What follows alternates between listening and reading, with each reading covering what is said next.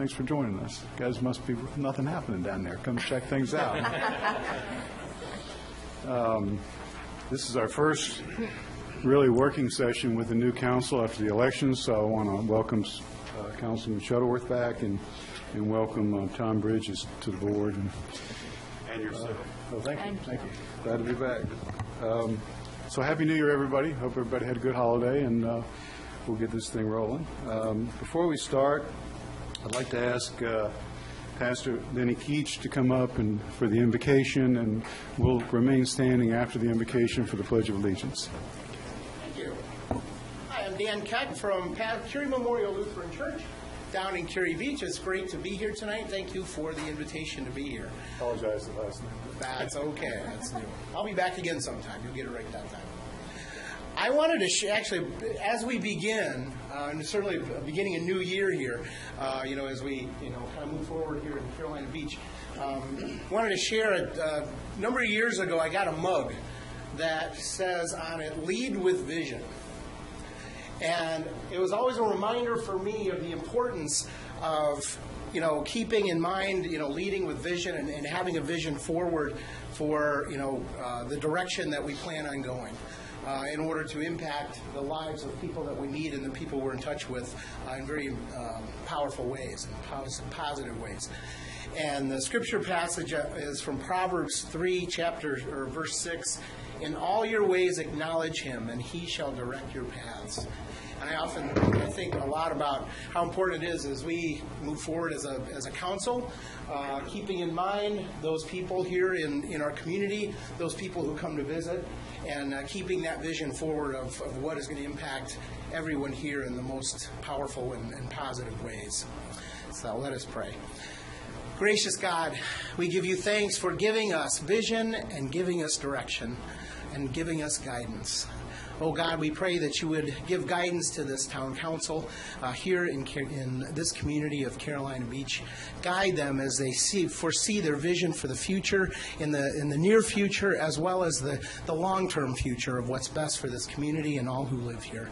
Lord, continue to give them guidance and trust and care and building relationships with one another to work well together and for the best of what is best for this community. This we pray through our Lord Jesus. Amen. Amen. Thank you. Pledge allegiance to the flag of the United States of America, to the republic for which it stands, one nation, under God, indivisible, with liberty and justice for all.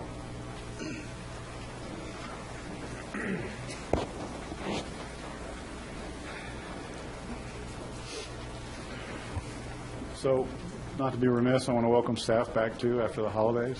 Hope you had a good one. Before we adopt the agenda, I'll take a motion, but we have two changes.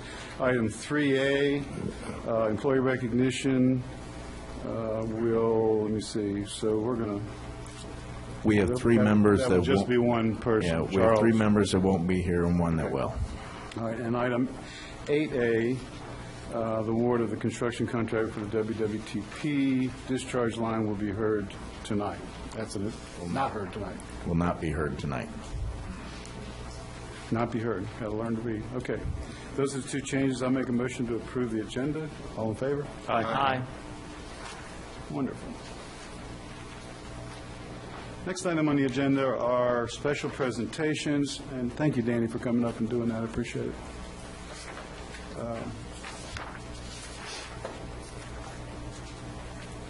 First is with Gil Du Bois. He's not going to be here. Okay. Who's going to be? Yeah, he is. Okay. Chief Spivey. I'm pleased to announce that the Carolina Beach Department has hired a new officer.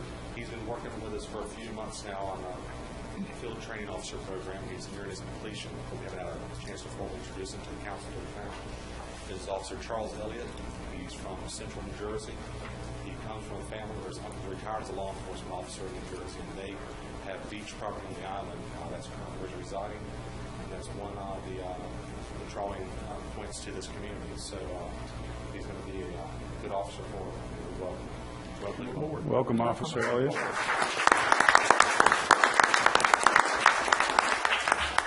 Thank you. Thank you, Chief.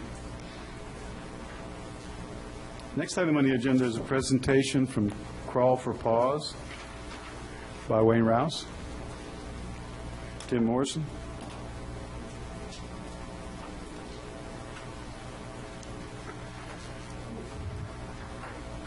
Before we get started, I'd like to thank every police officer that puts on that uniform and comes to work every day to take care of us.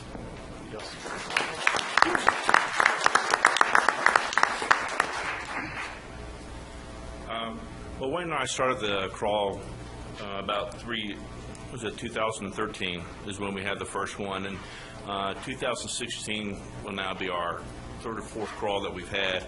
Originally started to raise money for the do I need to lean down? I can't. There we go. I felt kind of silly there. So we originally started to raise money for the K-9 unit for ballistic vests, and then we found out there was a greater need for it. In that first year, we raised $2,500 for the police department, and we've continued with it, and we have a donation here tonight for $3,000. And so over our 2.5 years, we've raised about $10,000, and this event we hope to continue to grow and raise even more money. And we will be having the next Crawl for Pause, which is essentially a pub crawl that's well maintained. It's on the island. That'll be May 14th. We have a website, crawlforpause.com. You can like this on Facebook, and all we ask you to do is just buy a T-shirt and come have fun. That's fantastic. Anybody get a picture? Do we have somebody take a picture?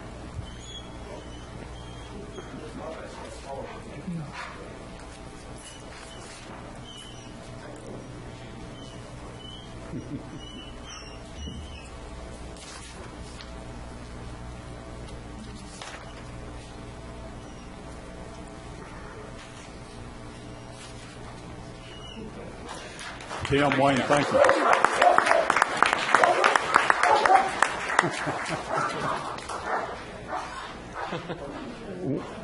We need a police officer to have that one settle down a little bit. Wayne, Tim, I just want to thank you guys for what you've done through the years with Crawl for Pause. You've made a lot of great donations to the police department. It's gone through. They very much appreciate it, and it's helped the town and our citizens. So thanks very much. Thank you. Thank you very much.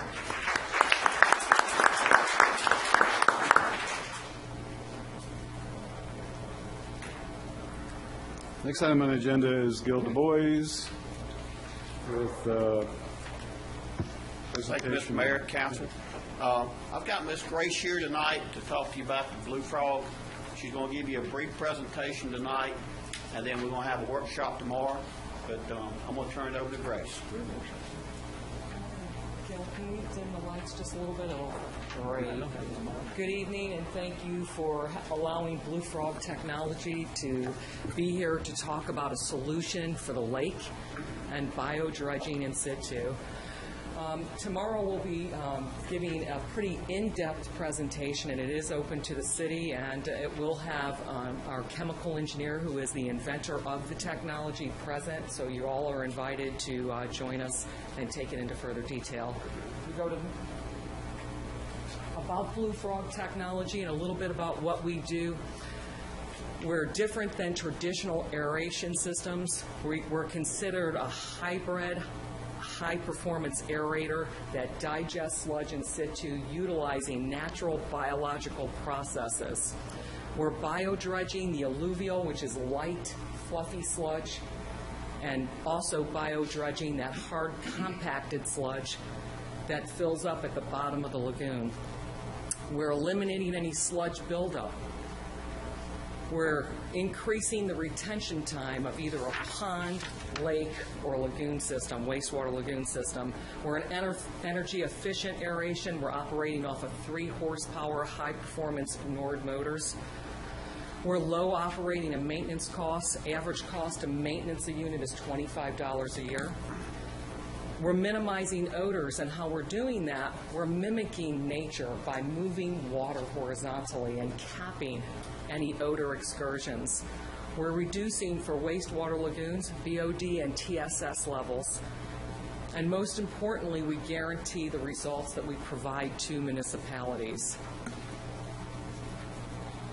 Where is Blue Frog today? We're throughout the United States. We're in very diverse applications, whether it's municipalities, agricultural, industrial, and we have several units in the Southeast market. Biodredging is an issue that is faced not only in the United States, it's a global concern. The traditional method is to dredge the organic solids, haul it, and then land apply it. We're eliminating those costs associated with doing so. For that very reason, that separates us from traditional aeration systems. We have been asked to publish several editorials throughout the United States talking about how we do it without the use of chemicals. Those are available and will be posted with Gil. How do we do it? We're utilizing nature to clean out ponds. We place circulators by moving water horizontally. We transfer surface substrate to the anaerobic zone. We're selecting for anaerobic BOD-consuming bacteria. And our engineers make it really simple. What we do is we keep the microbes that are already indigenous in the pond site fed, and it's kind of pushing the bacteria into the food column, and we're populating them and seeding the lake or pond site. And we're continuously incubating large populations of those bacteria to digest. So what's the function of a hybrid anaerobic digestion system is that we're creating radial outflowing currents. We're moving water horizontally. We're mimicking nature. Here's our base unit of our Blue Frog, as you can see. The total weight is 520 pounds. The height is 5'3", and the depth is 8 feet. We're requiring a minimum of 4 feet for the units to float in. The chassis are low-density polyethylene with UV protection, eliminates any cracking from any sun. And we're operating on 3 horsepower, 3-phase motors. How many of you have heard of Blue Frog before or seen a Blue Frog? Not many.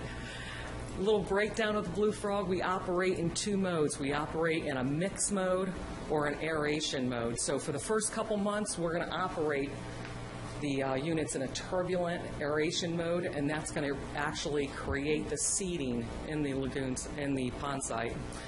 And then we're going to put them in mix mode. So that mix mode is going to constantly keep the water moving, so eliminating any algae buildup. And here you see 2 units. This is a turbulent mode and a mixed mode, which is a very passive circulation. So we were asked by Gil to design a system that would eliminate dredging of organic materials. So phase 1, we have designed it in 3 phases to minimize any cost. So the first phase is in the eastern third part of the pond. We're going to put 3 Blue Frogs. That's a total of 9 horsepower. Phase 2 would be exactly the same as phase 1, 3 Blue Frogs, 9 horsepower. And phase 3 would also encompass 3 Blue Frogs. However, we would ask you to dredge the pond of the inorganics to be able to continue that biodredging of organic solids. Here's a picture of what we're looking to do. As you can see, the pond. How many of you are familiar with the pond or the lake? Yeah. So we're going into the lake. The first phase is 3 Blue Frogs. We're tethering the units.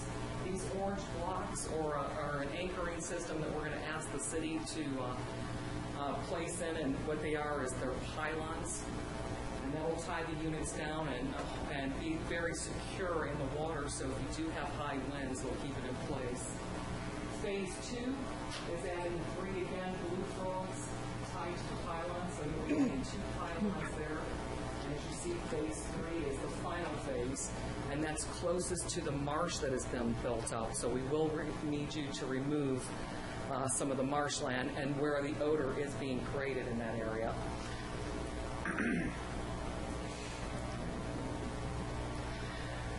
I incorporated the pricing of each phase. Each phase is $72,030. We recommend Phase 1 and 2 to be placed in at the same time. However, we are willing to work with just phase over time. But you'll get biodredging for the first 12 months. That'll take the solids out of that first 2 portions of the pond by putting those 2 first phases in. Again, we cannot put Phase 3 until we get rid of that marshland, and that marshland will continue with odors, so it's really important that that be a key factor.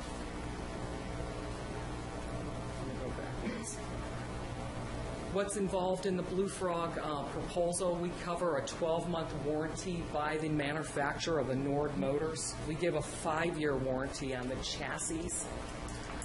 And we also provide a 12-month performance guarantee. So prior to placing a Blue Frog unit, we're going to measure the solids, organic solids, in that specific area of each phase. And we'll quarterly work with Gil to take sludge measurements to show our results. It does include an engineered design concept and an electrical schematic, and it will also include a sludge mapping.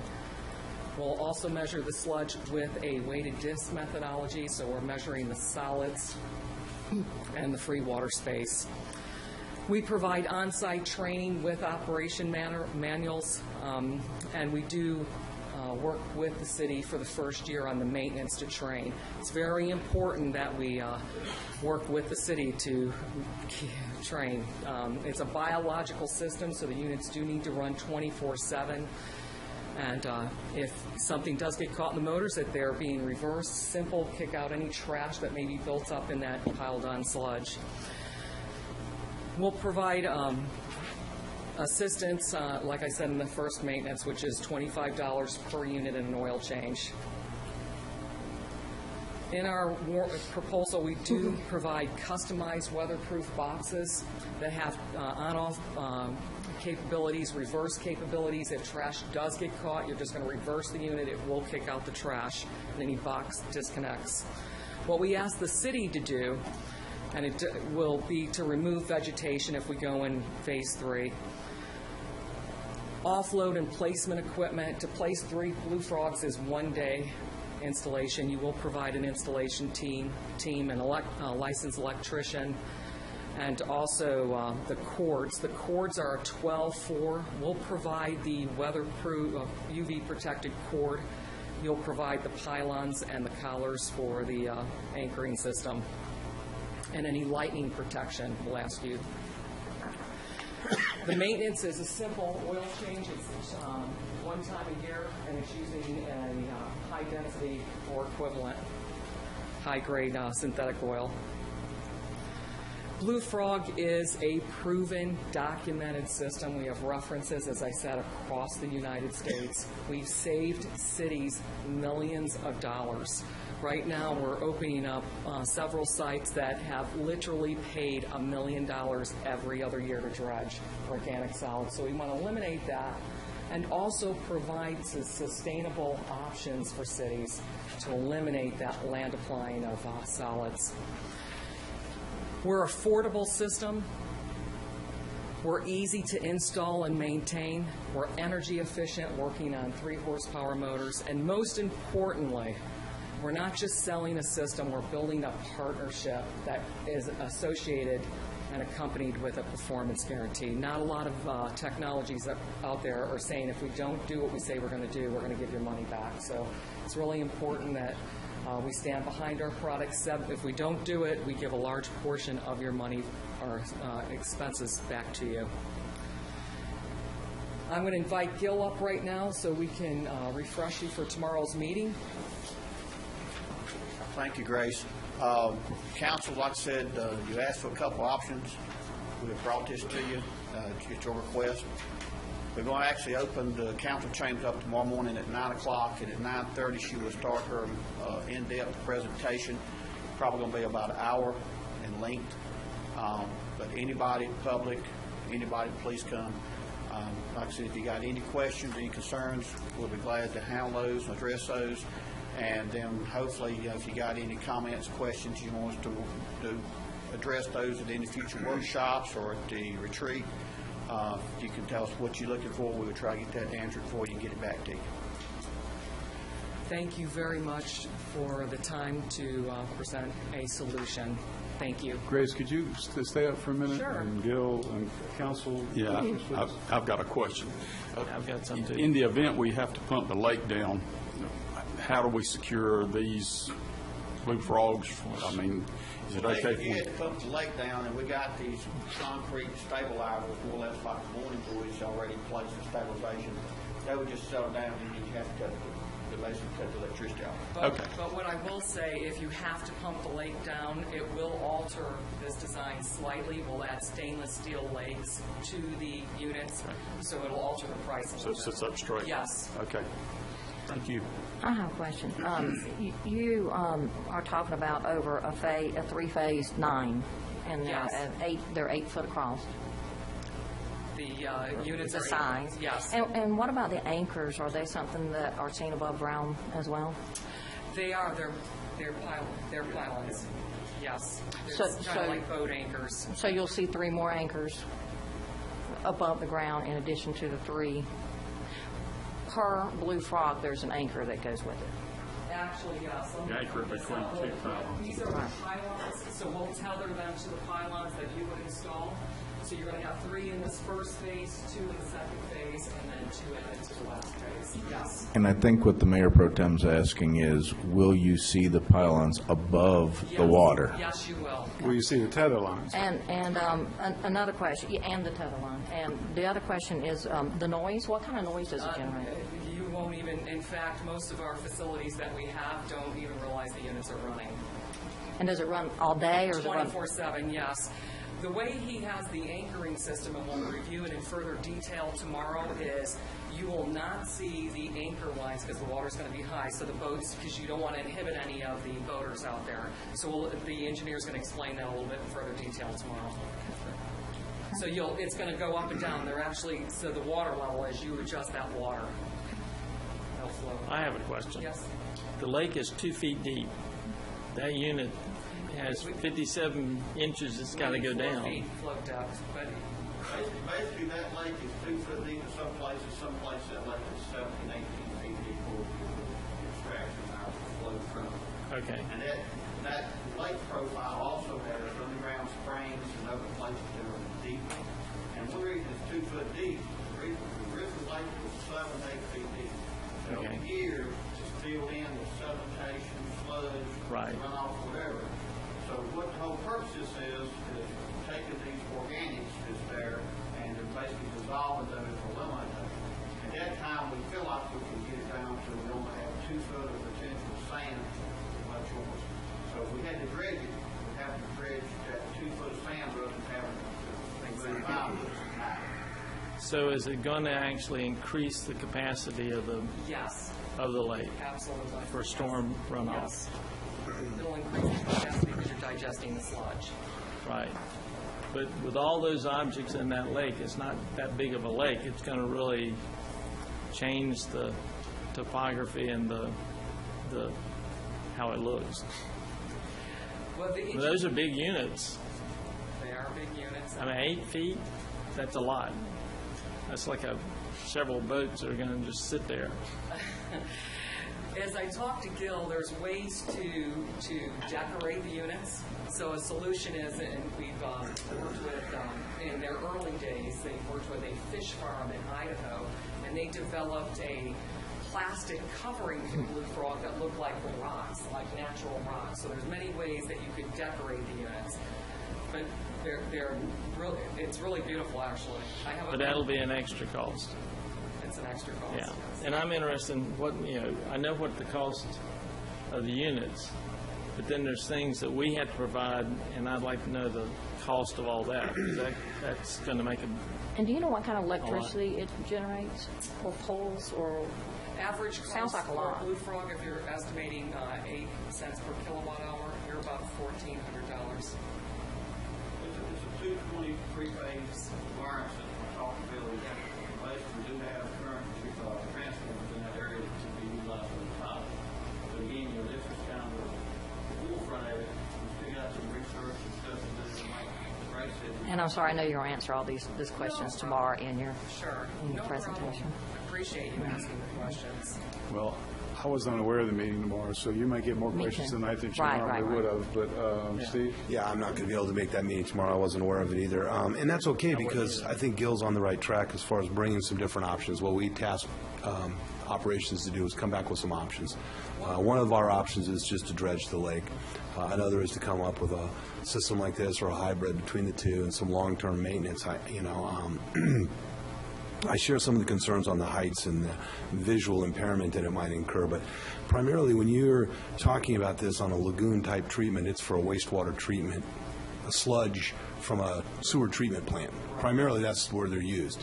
In this case, we have a stormwater lake that has some organics, but it's not wastewater sludge that's at the bottom of this pond. So my concern is we haven't dredged the lake. I don't know, Gary could probably have a better handle on it ever, or certainly not in the last 25 or 30 years. Yeah, the last time was ever. Or as ever, right. So this is not an annual or a couple times every 3 years or every 10 years we're going to be dredging this. So this is kind of a rare occurrence that we need to have this done. I'm concerned when I read through the material that it would take a year to get to the point where we're starting to see some substantial in that first layer of organics I think you talked about, and then you get to the second layer in up to 3 years. So we could be in a 3-year process. I know from the dredging costs we had before, we're around $1 million, or plus or minus or more, maybe. But so it's not a cost issue. For me, it's the visual, it's the time it takes. And really the motivation from council was to increase our stormwater capacity as rapidly as possible. Gil's been working tremendous job throughout town doing utilities changes. So I'm anxious to hear some of the other feedback and some of the other options. I guess if we had the lake dredged before and we were looking for a long-term maintenance, this would be a no-brainer for me. This as the lead solution, I don't know. I got to get more educated. I'm waiting to hear from Gil and other options. I think it's tremendous technology. Is it right for Carolina Beach? I don't know yet. I share with Leanne, we've got 8-foot structures that are out there, and we might be able to get our arms around that. But your wastewater treatment lagoons are primarily out like they would be over in Matsu as compared to a primary park that the town uses. We have wastewater lagoons that are actually right off of busy areas. Busy areas as far as like, cities. okay, because this is like where our farmers market is. This is where every Sunday we have 500 people watching a movie. We have a And system in Prince Edward Island, Canada, that is right off the main section of the town. You have to cross the main bridge, so that's the first thing that you see when you get into the town. But we have, as you said, wastewater lagoons, but they have, prior to 2011, worked with fish farms, public access type facilities, and I'll add one of those pictures just to show you what it looks like. Tomorrow we will be recording that presentation. Okay. So we'll be able to give you that link so you can hear everything that the engineer has to, and he's going to detail it from the bio-dredging to how long it's going to take and go into really. yeah, because my questions, if I was there tomorrow, Gil, my questions would be how long would it take to get a substantial increase in our storage capacity to the lake, which is what the motivation is. And then the other big issue is the odor. Well, I've sat through one of Grace's presentations and one of the lectures, and I understand a lot of the technologies, the engineering goes behind it. I talked to Kim about the presentation tonight, so we didn't want to take more than 15 minutes time tonight to kind of give you the brief overview. But more to be in depth, and like I said, she's going to report all that, and so we can make sure that everyone has an opportunity to review all the data. And like I said, you can give us questions, tasks, or what you want to do back, and we can research it and get the answer back. Exactly. And then if you would like, after that recording, you review it, if you'd like to hold another meeting online, so everybody can do it from their desk, we will have the engineer again live. Where are you doing this workshop? Basically, the workshop will include Where, I think was the Where? question, Gil. Okay. Here. Right here. Okay, a couple questions.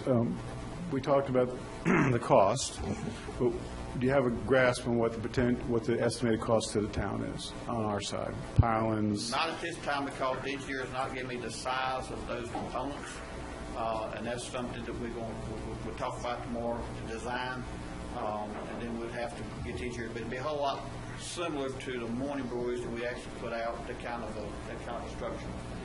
And so do we know what the makeup is on have we done cores? Do we know what the makeup is on the bottom of our lake? How much of it is organic material that this We have system done will? some, but that's one thing the engineer also wanted to do, was take some additional core samples so he can come back and analyze it and see which way and how much and what he'd have to blend. So this kind of a preliminary, the ground, kind of let this is what we would start our design on, but also it's going to take some, and we may get the information back from the engineer, and he says, well, from what I'm seeing, it's not going to really be efficient or affordable for the town, and we may have to go to another alternative.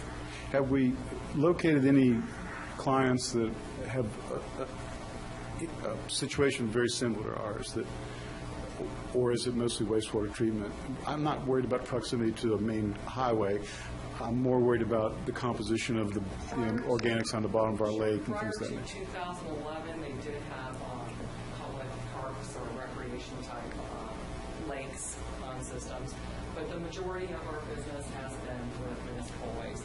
Have we reached out, Gil, to any of those clients to get some feedback from them on how well it went? I have reached out to a couple that's got lagoons, but I haven't reached out to any of the recreational municipalities. Because again, we kind of want to bring it to you to look at and understand what some potential cost is, and to say, I'd like to find more information about it because we can spend more time and more energy and find out details and bring it back to you. If you, again, if you think it's going to be a situation where we're not going to like the appearance, we're not going to do this, we're not going to do this. Right.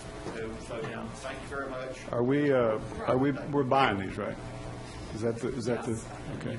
And you said a warranty that if the system doesn't work like as advertised, And we give 75% of the funds back. Now, I'd like to clarify two things. As far as the references, prior to 2011, the three engineers that are the inventors of the technology sold through third parties, so they've not kept in touch with those references. Unfortunately, yes. But I have some pictures which I'll include tomorrow. As far as the... So you wouldn't have any contact references? I have them for cities with wastewater lagoons or ag sites, but I would not have, unfortunately. But you're going to guarantee, you're going to take the core samples. And that's where I'm going to. Okay. If we designed and when we give a final design, this preliminary is based off of all of the information that was provided to us on a form that we ask our clients to complete. Prior to a final design, we're going to get some additional samples from Gil to say this is what exactly the composition is. We need to have that. And the water quality. So we can come back with a final. We'll write you a performance guarantee. We're going to measure the sludge, the organic solids that we can digest. We're going to fine-tune how fast we can do that and talk those next steps. But we do support everything with a performance guarantee. So based on those percentages, you'll be able to tell us how low you think you can take the lake. Exactly, how fast. All of this information about how fast we can do it is very preliminary without having the composites. And you said $1,400 for electric a month, a year? You're paying 8 cents? Yeah, it's about a month. A month. Because you're running them 24/7. I've got a $1,400 quick technical question. Or total? Yeah. That's what we're at per unit. Per unit. That's per unit? Really? 3 horsepower, you're 8 cents?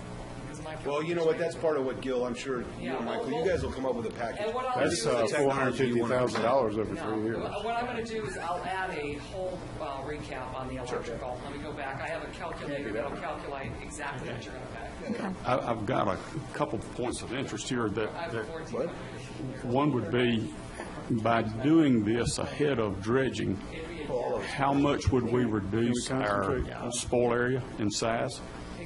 Well, that's what we were originally talking about. If we had 5 foot of sludge, this thing takes out 3 feet, then you got 2 feet of sand you have to remove. So you remove basically about 60. but you still have to do the dredge. Sure. Of the sand or whatever that material is, and you still have to get those permits, right? Yeah. And this proposal says we'd still need to do the west end regardless. If we want to maintain the lake in any shape that it currently is to protect those volumes, we're going to have to address the west end. And that's going to, according to this, we would need to dredge that no matter what. Right. So one of the reasons that we originally talked about something other than dredge was a permit issue. So this doesn't deal with the problem of permits. We still have to get permits, wetlands issues. We still have to deal with, is it water quality, or who is it that's giving us the fits? Because we were very close before to having all the dredge stuff ready to go. We were down to discussing bulkhead or riprap. So, okay. So just as a closing comment, I mean, the numbers are important here because we're throwing out $216,000 for the units. The town's got $150,000 with the pylons and electrical. If it's $1,400 a month, if it's $1,400 a month, It'd be a year. what's $1,500 a year. per unit? Okay, that makes a big difference. Okay. You would have to dredge the third part if you wanted to really eliminate your odors. Our engineers are saying that's where a lot of your odors are coming from. It's very built up. You have a lot of silt. Well, you also say we have to remove, if I saw that correctly, we would have to remove the plant material, the vegetation anyway. We have an awful lot of vegetation on the east end, right, down by the forebay. Right. One of the biggest problems we have is algae. Right. So we got to remove that no matter what. We do have a pretty significant cost every year for treatment of that lake for algae. And again, if this right here was eliminated for algae growth, that would eliminate another treatment problem we would have to, like I said. Which would be a savings. Yes, but we're just trying to get several different options out here, and then all of us look at it, and then which way the council will look to move forward on, and to do that. Well, we know that dredging is not a cheap process, and it's not an elegant process. It's, material's got to come out, it's got to sit somewhere to dry or be hauled away heavy and cost more money, and it's a major problem and concern. So I'm hopeful that, maybe this is the part of the solution anyway. Look forward to that. I'll try and make that presentation, but. Thank you. We appreciate the opportunity to provide you with a solution. As he said, it's options. Thank you. Thank you. Thank you. Thanks.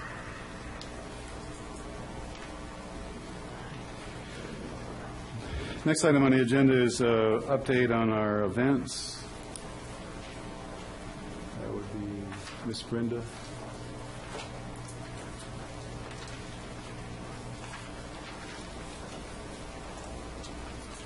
Good evening, Council, Mayor and Council. Glad to have you all back. Okay, I'm going to brief you on January and February events. January is packed. We have a surfing competition at Hamlet on the 16th from 6 to 6, which we have many surfing contests throughout the year. That is the only event in January.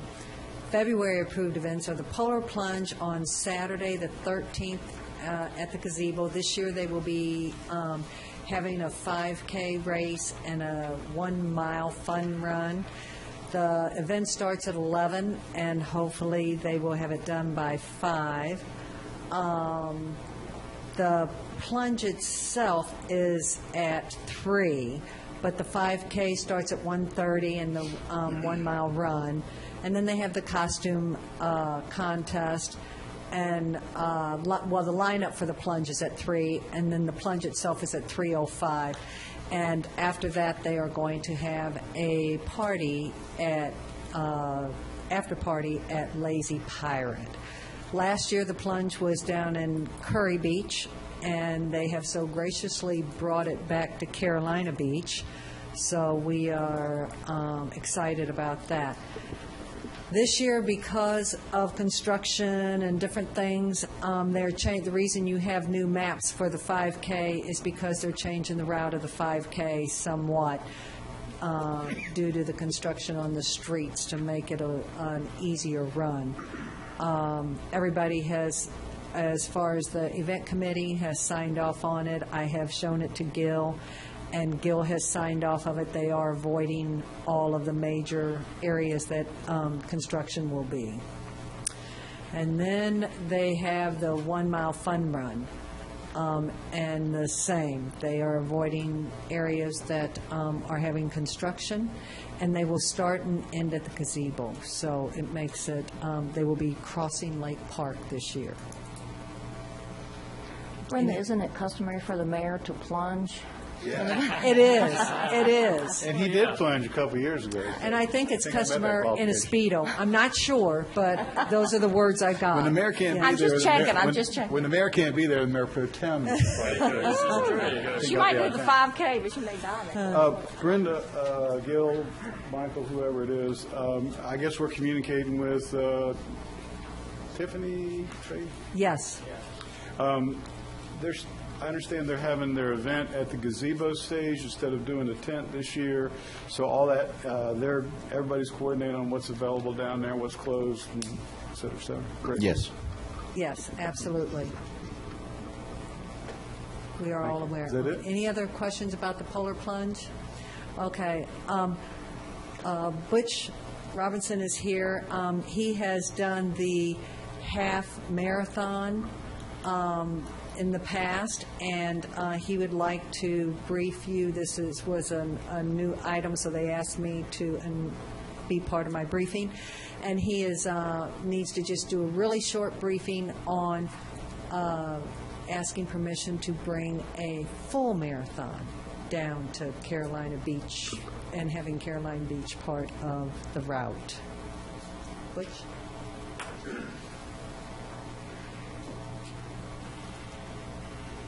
Thank you, Brenda. Council, Mayor, nice to see everyone again. I was here a year or so ago. We came down here 3 years ago to do this half marathon with our ultimate goal into doing a full marathon. We took in consideration the size of Carolina Beach, the size of the police department, the roads. We did the half marathon in 14.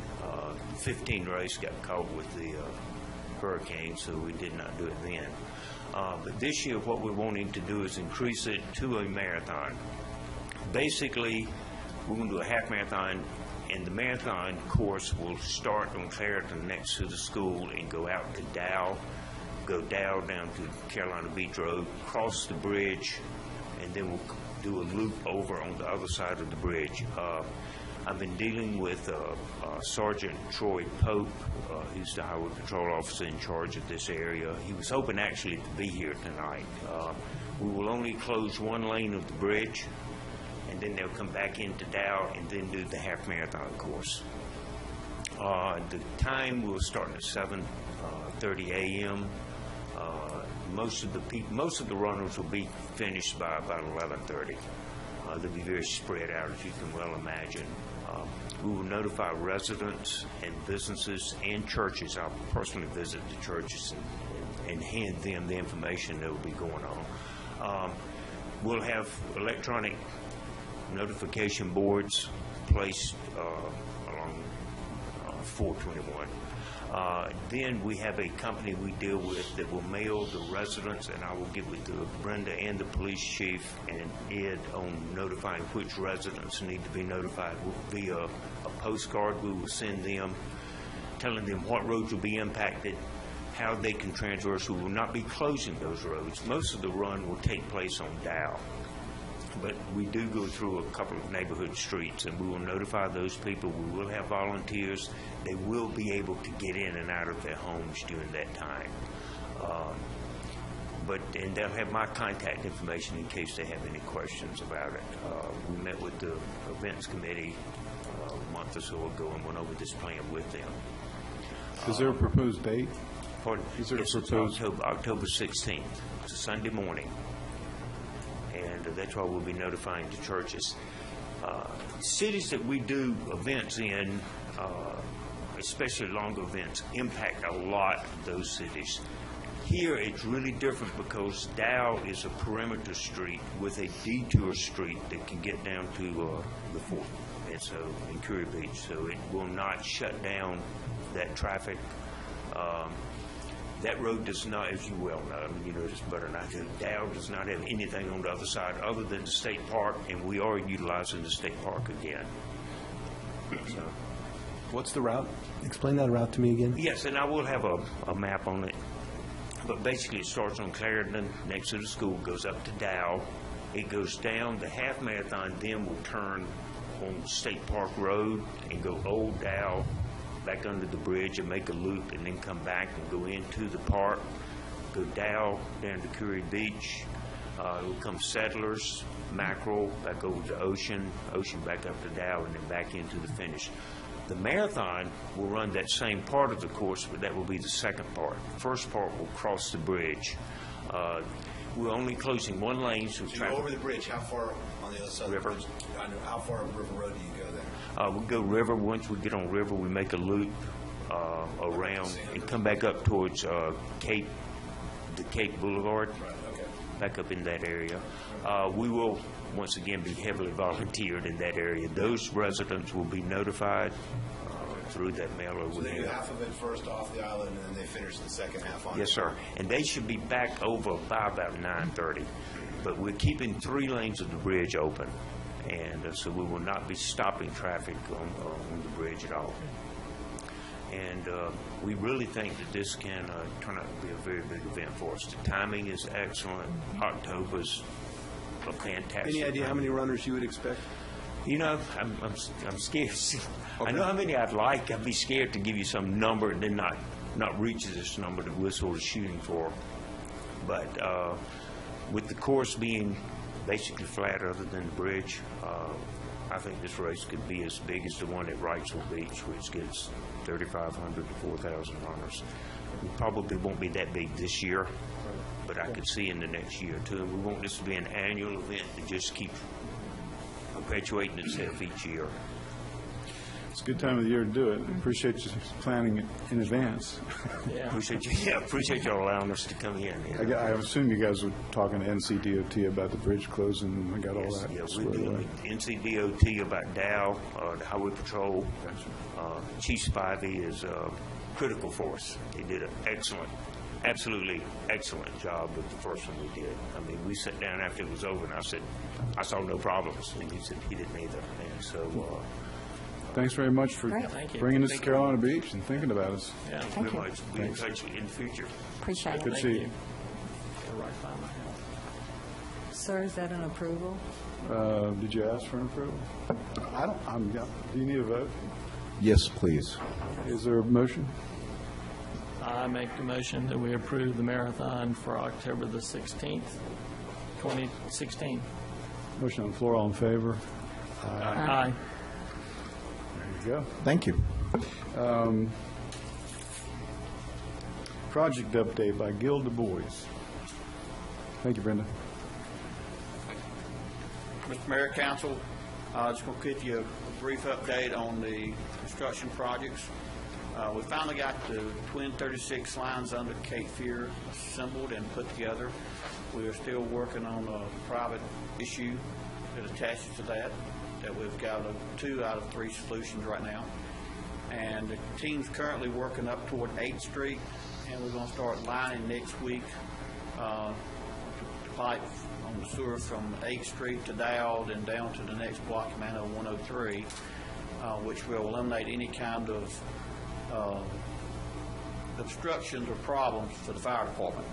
The only time we're going to have any issues with the fire department is when we actually go back and resurface that road. We'll have to take the asphalt out, and we're working with a contractor on that, and the police chief and fire chief, making sure that we can minimize our time of inconvenience for the fire department. Any questions on Cape Fear? Yeah, just for those residents, when are we looking at, what's the date of completion we're looking at being cleaned up and out of that northern, western stretch? We're looking at the end of March. That's for the stormwater portion, right? That was for the roadway, the stormwater, the utilities, everything with the exception of the trail. And the trail will be, right now, I believe they've gone out and gone through the NCDOT process to choose the engineer, and they're getting the final plans together. That'll go out to bid, and we're hoping that what will take place is that we will have the start of the trail construction happen at the end of the phase, this phase of construction on Cape Fear. So it'll go, say, the roadway construction and the utility construction until March 30th, let's say, and then after that, we'd start the work for the trail, which should only be about a 60-day project. Thank you.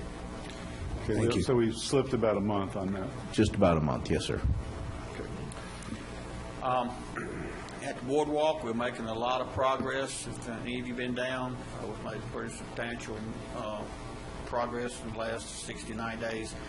Again, the rain has held us up quite a bit, and also just a couple of days with extremely cold weather. Normally, if it's less than 50 degrees, we cannot put down asphalt concrete. We've actually getting some stuff put in concrete, so we can operate about 46 degrees right now. So anyway, that's moving forward, and I've talked to the mayor, and I've also had opportunity to talk to most of the business owners down there, and we are preparing to have everything in order for the polar plunge. So we're going to have I've talked to also Ken Kofer and Matt Murphy about utilizing that lot. So that particular Saturday, we will have everything very condensed, everything very lined out, so they can have a straight run from the similarity that you requested straight across into the ocean. So we're all making preparations to make that happen. The Annie Drive project, let me back up just a minute. On the boardwalk, we've got a meeting this Thursday with all of the utility owners, AT&T, Charter Cable, Progress Energy, and everybody's giving an update how long it's going to take us to get the lines off the poles and potentially get the poles ready to be removed for this coming spring. So after that, we will be sending out an update to all y'all on what kind of progress you can anticipate in getting all the utilities off the poles and everything hooked up and all the main power to all the buildings and businesses. Are we pulling those poles? Say again? Are we pulling those poles? We haven't been. Duke Pilot been pulling them. Sometime they contracted through a subcontractor, but right now there'll be 3 poles left on the boardwalk area for camera installations. They're probably lowered in height, but there's 3 critical camera locations so we can look up the alleyways and stuff like that that the manager and the people have looked at, and so we've got them designed to stay in place. Okay. Annie Drive, construction started last week. It moved forward very successfully. We're looking at being grading by the end of this week or first next week, so the Annie Drive will be stoned, and we'll have to come in with the concrete curb, and then shortly after that we'll be paving. So I'm looking really and truly about a mid part of March to have that project totally finished and wrapped up. And completion on that downtown, on the boardwalk, on the activity we have going on down there, by the time you're finished cleaning up and ready for the season, when do you think that'll be? We were actually targeting at the end of March, being done by the end of March. And so we're out there by no later than 1 April. That's what the original target date was for it. Again, we're a little bit behind. We found a few things, but I think we can pick up and still meet that completion date. I noticed some of the new electrical boxes down there that didn't have meters in them, and I'm assuming that's what that is. You'll install the new meters. Is there any expense to the owners? No.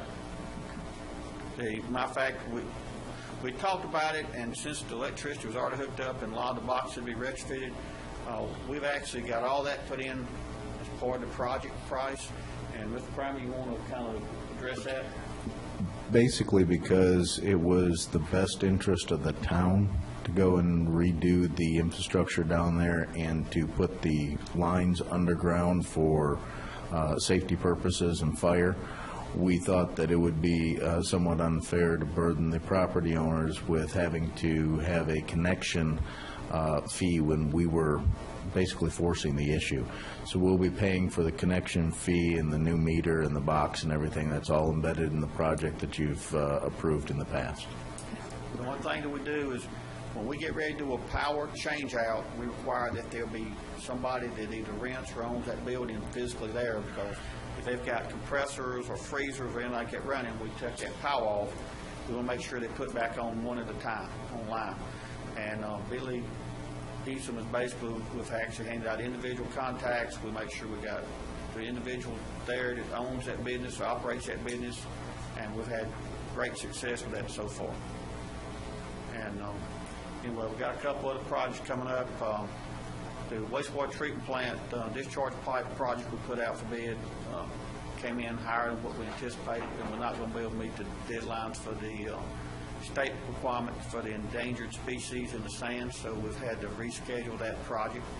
And also the EQ basin, we'll be presenting you some numbers here shortly on that also. But that's the major projects right now that we know about, and we're doing a very in-depth study for the Phase B. So we're making sure we don't miss driveways, cuts, other costs, so when we actually have a true cost of the project, we don't have a lot of change orders for stuff that was not annotated on the drawings. Any other questions for Gil? No. Thank you, Gil. Appreciate Thanks, it. Gil. Next item on the agenda is the manager's update. Thank you, Mayor, Council. I have a couple of items, and then I have one that I'd like Ed to fill you in on. The first item is our coastal storm damage reduction project. Several months ago, I announced that the Corps of Engineers awarded the contract to Marinex Construction for the storm damage reduction program.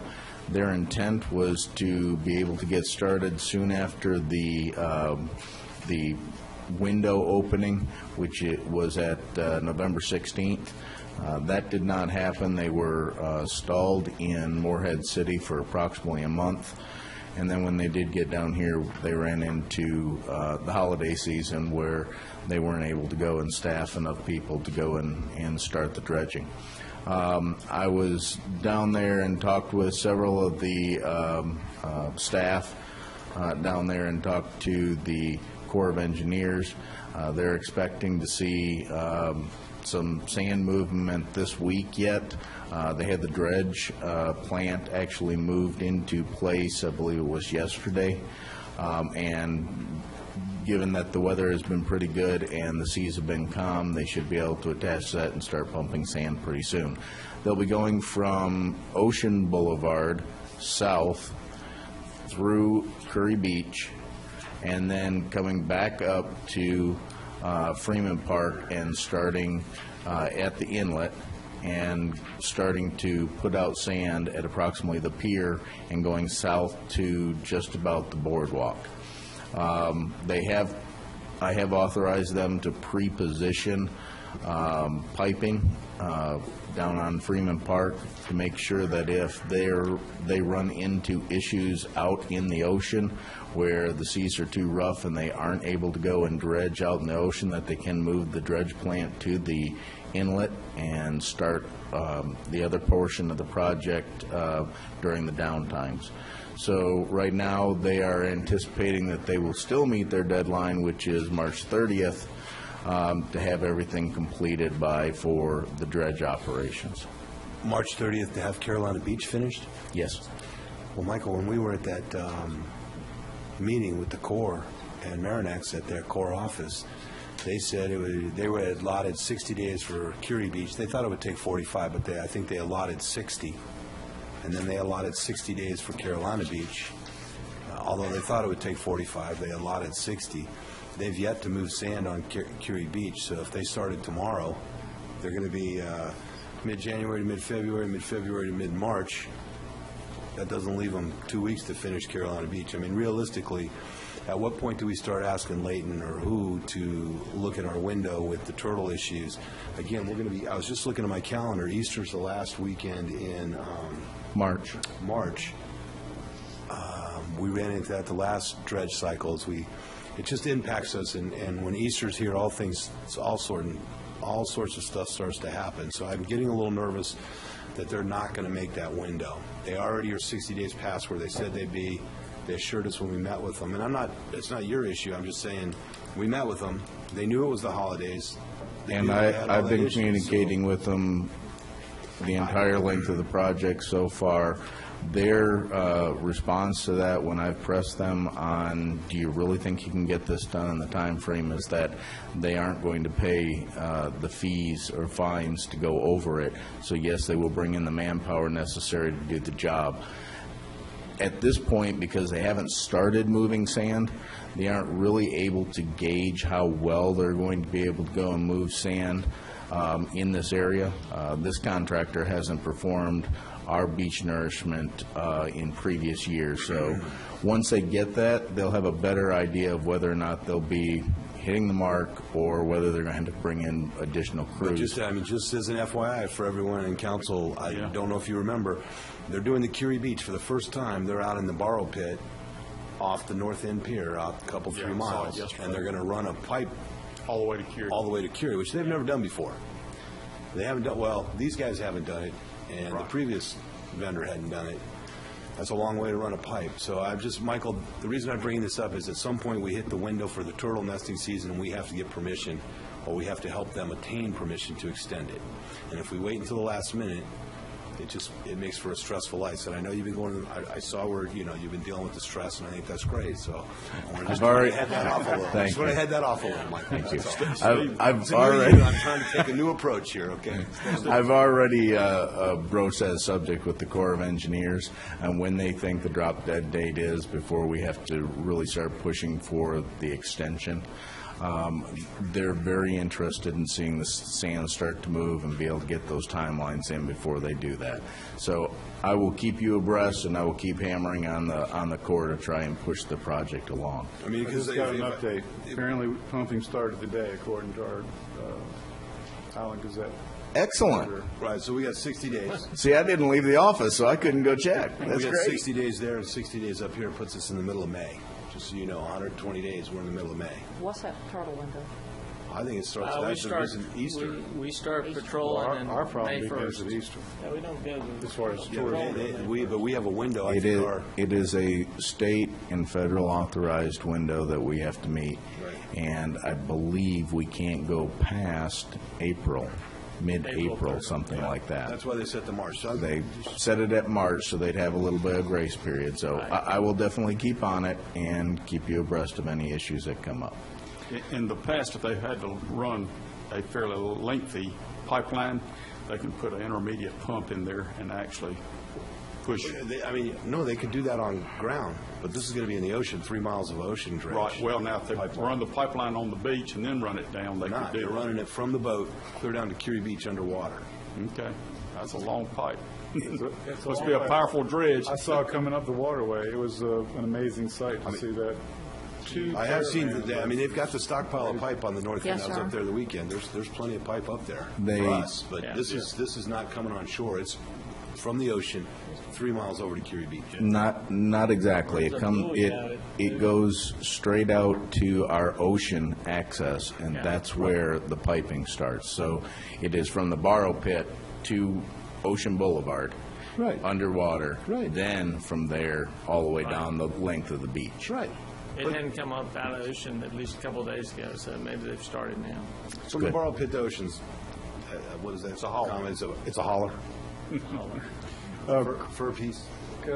Craig, would you like to say, Mayor Pro Tem Berlinski?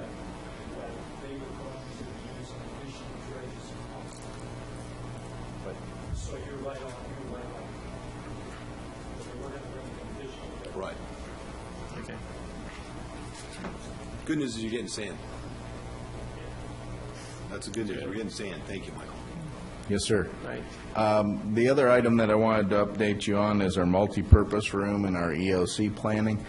For those of you who have not had the experience of being able to go into the multipurpose room, if you remember when we started conversations about establishing a permanent home for our operations folks, one of the goals that we had was removing our operations staff from the cramped area that previously was the police training room and turning that back into a multi-purpose room and an EOC. All that work has been completed. The warehouse and the operations center has been up and running for a couple of months, and we're getting everything moved in there. The multi-purpose room has been completed. We have all the AV equipment and everything in there, and we're ready for that to be our EOC, or Emergency Operations Center, when we get to hurricane season. The one thing that we did not do is replace the carpeting, so that most likely will be something that comes in the future that we'll need to do.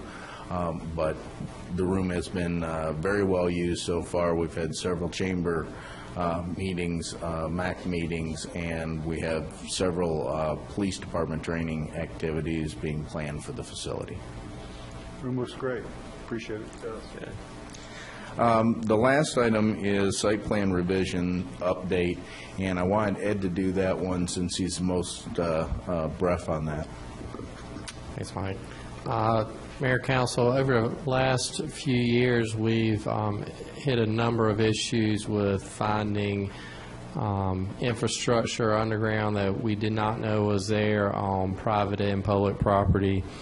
So at I think it was your October workshop, we discussed creating a requirement that all private development, single family, and would come in and give us a survey plot plan in hopes that we could capture anything that was any easements that were out there on those private properties.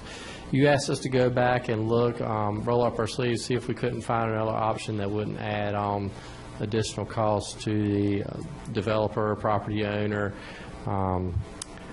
We did have some discussions with planning and zoning. We had a couple of builders on there who no surprise, about 75% of the a little under 100 permits we pulled already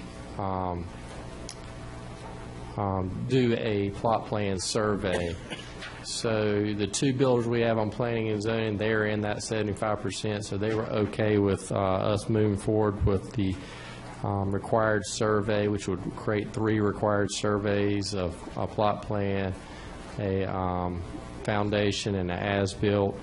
But we went back and talked to some surveyors, and I don't know that we'd get everything that we wanted. Surveyors would not necessarily pick up on an easement unless there was something on that site that triggered them. If they saw something out there like a manhole sitting there, they would tell them they need to go on that private property where they need to go in and dig a little bit to find out if there's an easement there.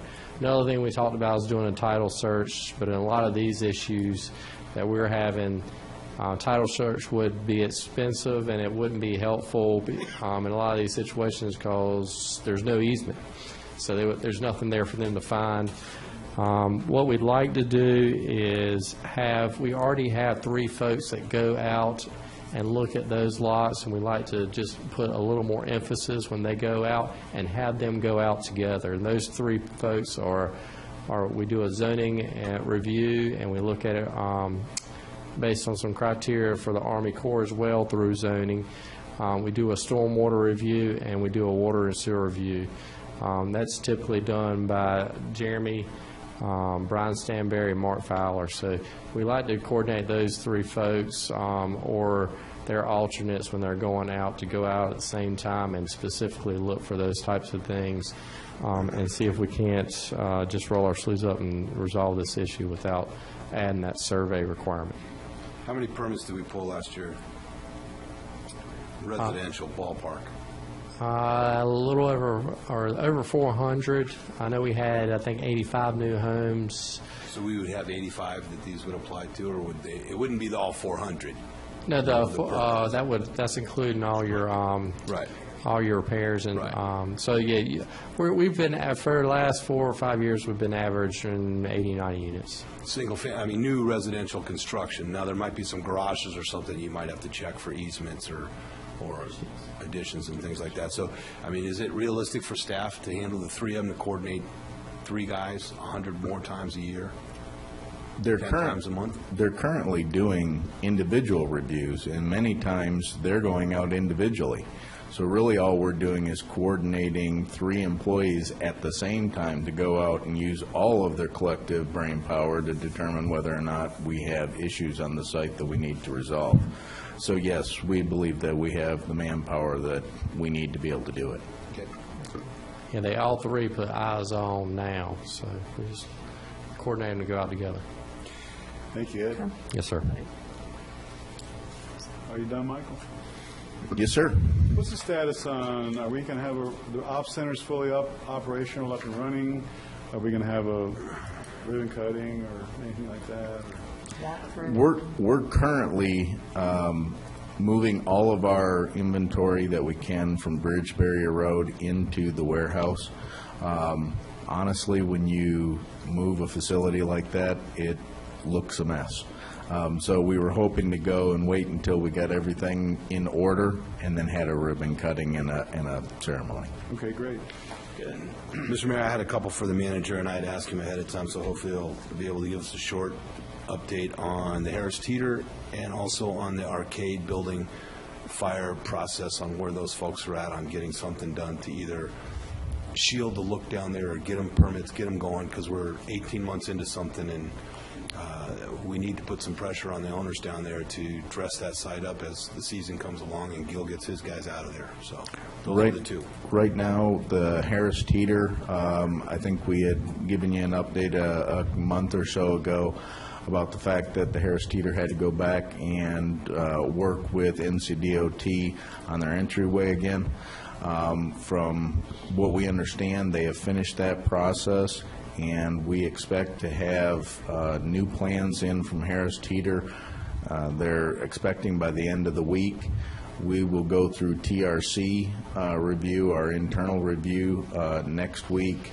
It'll most likely go to P&Z next month to look at the modification to the conditional use permit, and then come to council the following month in March for that conditional use permit. The arcade building, we have processed the permit and have the building plans for the shell completion for that project. As soon as the contractor comes in, addresses that, they'll be able to start construction, and from our understanding, it's approximately a 90-day process to get the shell completed. Now, the individual tenants, when they go and get a lease on the facility, they will have to do upfit, so they'll end up coming in and getting upfit requirements at that time. But we're hoping that within the 90 days, say 120 days, that facility should be complete. So that would be sometime late April. Yes. Okay. Before the main season is the interest.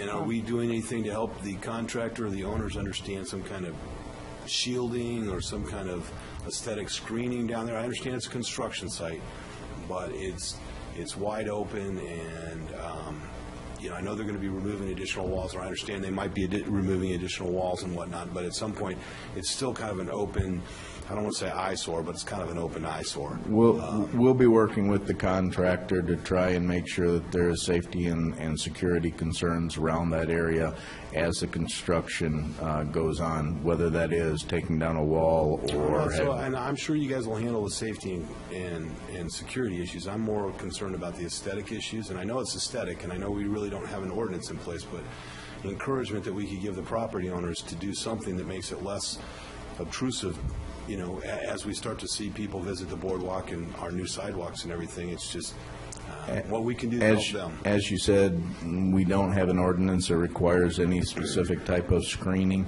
so enforcing a particular solution is not something that we're able to do, but yes, of course, we do work with the developer and the contractors to try and come up with creative solutions so it isn't an eyesore. Okay, thank you. Michael, I have a quick question. Can you update me on the lot on Fayetteville? Is that going to continue to be a staging lot for the next couple of phases? And I got a call just before Christmas about that. And are we looking at fencing it, or are we making sure that's staying clean and organized? Similar to other places that we have that are under construction, yes, that is one of the locations that we stage our materials at. We have been keeping on the contractor to try and keep it as clean and tidy as we can. Because of the proximity to the next phase of our utility project, which is Phase B, and that property is right in the middle of that, we expected that we would go and use that as a staging area. Staff has talked a little bit about trying to to bring the level of that facility up a notch, whether that be fencing or whether that is, changing that so we use it as more of a gravel lot so it doesn't look like it's overgrown with weeds just because we have construction going on there. So, yes, we're trying to factor those things into the next phase of our project. Well, Michael, I know like on the Boardwalk property, those folks were able to get a temporary sectional 8-foot fence that had some opaque screening on it, something like that on the Fayetteville lot. Just something that you just don't have to drive by and see it as an eyesore. There's not a lot you can do during a construction process. I mean, it's a messy process, I get that, in storing equipment, but if we put a temporary fence around it with some kind of opaque screening, that is kind of in, pretty much in the heart of the residential area, so it'd be nice if we could look at something like that, or maybe we could ask the contractor in our Phase B construction, whoever we award that to, make that a requirement. And that's really the part that we're looking at, is trying to add it on to the Phase B as a requirement for things that we do. That it? That's it for me. Thank you. Thank you. There's no old business. Next item on the agenda is public discussion. Mr. Fisher has signed up for public discussion. Can you come to the podium, Fred? Can you come up here, Fred? What's that? On what?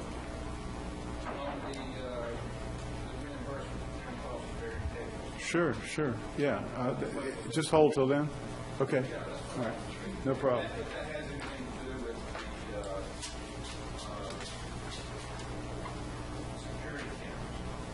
Okay. We'll call you up then. Okay. Next time on the agenda are public hearings. Does everybody want to jump in and move forward? Everybody good? Item A is a text amendment, Article 5, survey requirements, clarifying what is required on the final as-built survey.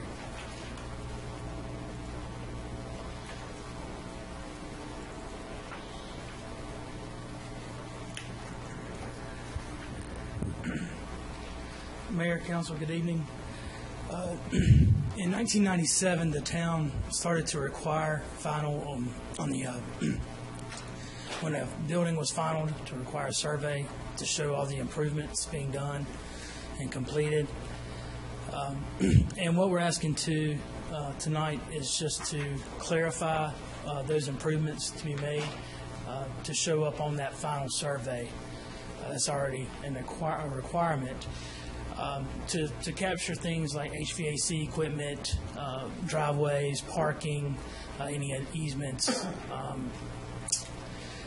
just to verify those improvements that they meet the regulations. And it's something I've asked builders, and I said, is the surveyor, for these additional improvements, is there additional fees involved? And they told me no. It's just they just want to make sure what is being required. So we tried doing this on the front end, saying here's what the improvements we are looking for. We're just asking to clarify with tonight's amendment. Planning and zoning did hear this, and they said it was consistent with the land use plan and other long range plans, and they voted 7-0 in favor of. And I'll answer any questions you may have. Any questions on the proposal from Jeremy? On the ordinance itself, I guess, I see where you have struck the word structures, reflecting all structures improvements. That would be on the third page, I guess, ordinance 16-1002. Yes. What's the reason why you struck that? Well, a driveway or designated parking may not be considered a structure, I guess. Correct. Yeah, just so any improvements that are happening on that lot. That would include structure. Right. Yes. Okay. But, So- go ahead. Okay, no, okay. As long as that, to me, it would be crazy to do a survey and not do the structure itself and get it all there, so, but if that's already Well, I mean, applied. you could put structures and improvements, if you want to clarify it. But my question on the improvements was, do we have a definition anywhere of what, to what degree, what's considered an improvement? We know driveway would be, these things are common sense. Are there other things that might come into play that we're not thinking about? And that's why we just put some examples in the parentheses behind improvements. I mean, improvement can be a landscaping bulkhead, and patio, can be a lot of things out in the yard. Cool. And accessory structures. Accessory structures. But, I mean, those things are pretty obvious, but there could be some other things that aren't as obvious. And are we being clear enough, I guess, to both the surveyor and the homeowner about what? I think the concern was that if we listed a variety of things that would be considered improvements and we left something out, then someone would say it wasn't applicable. So I think improvements is anything that rises above the ground, essentially. I mean, that is an improvement to the property. I think this was consistent with some other counties and municipalities that we looked at also, including Wake County. We did compare it to some other ordinances, but I don't think with the discussion that's taken place that there would necessarily be any harm. And if the council had a concern about the absence of the word structure, saying structures and or improvements. Yeah, and my only question from a surveyor's perspective, when they look at it, are they going to say, well, what all improvements do they want me to document? Is that little fireplace out there, that's on a concrete pad supposed to be documented? I don't know. So, if you guys think it's good, if we have any problems with it, I guess you can go back and tweak it, right? Yes, sir. We can always come back and tweak it if it's not clear enough or it's not being implemented appropriately. Okay. Or I guess maybe it wouldn't hurt to ask a couple surveyors if when we say improvements, if they have a good grasp on what that is. I'll make a motion. We have to have this public hearing. Yeah, we got to, I'm sorry. Let me open the public hearing. Anyone wishing to speak on this matter, please come forward.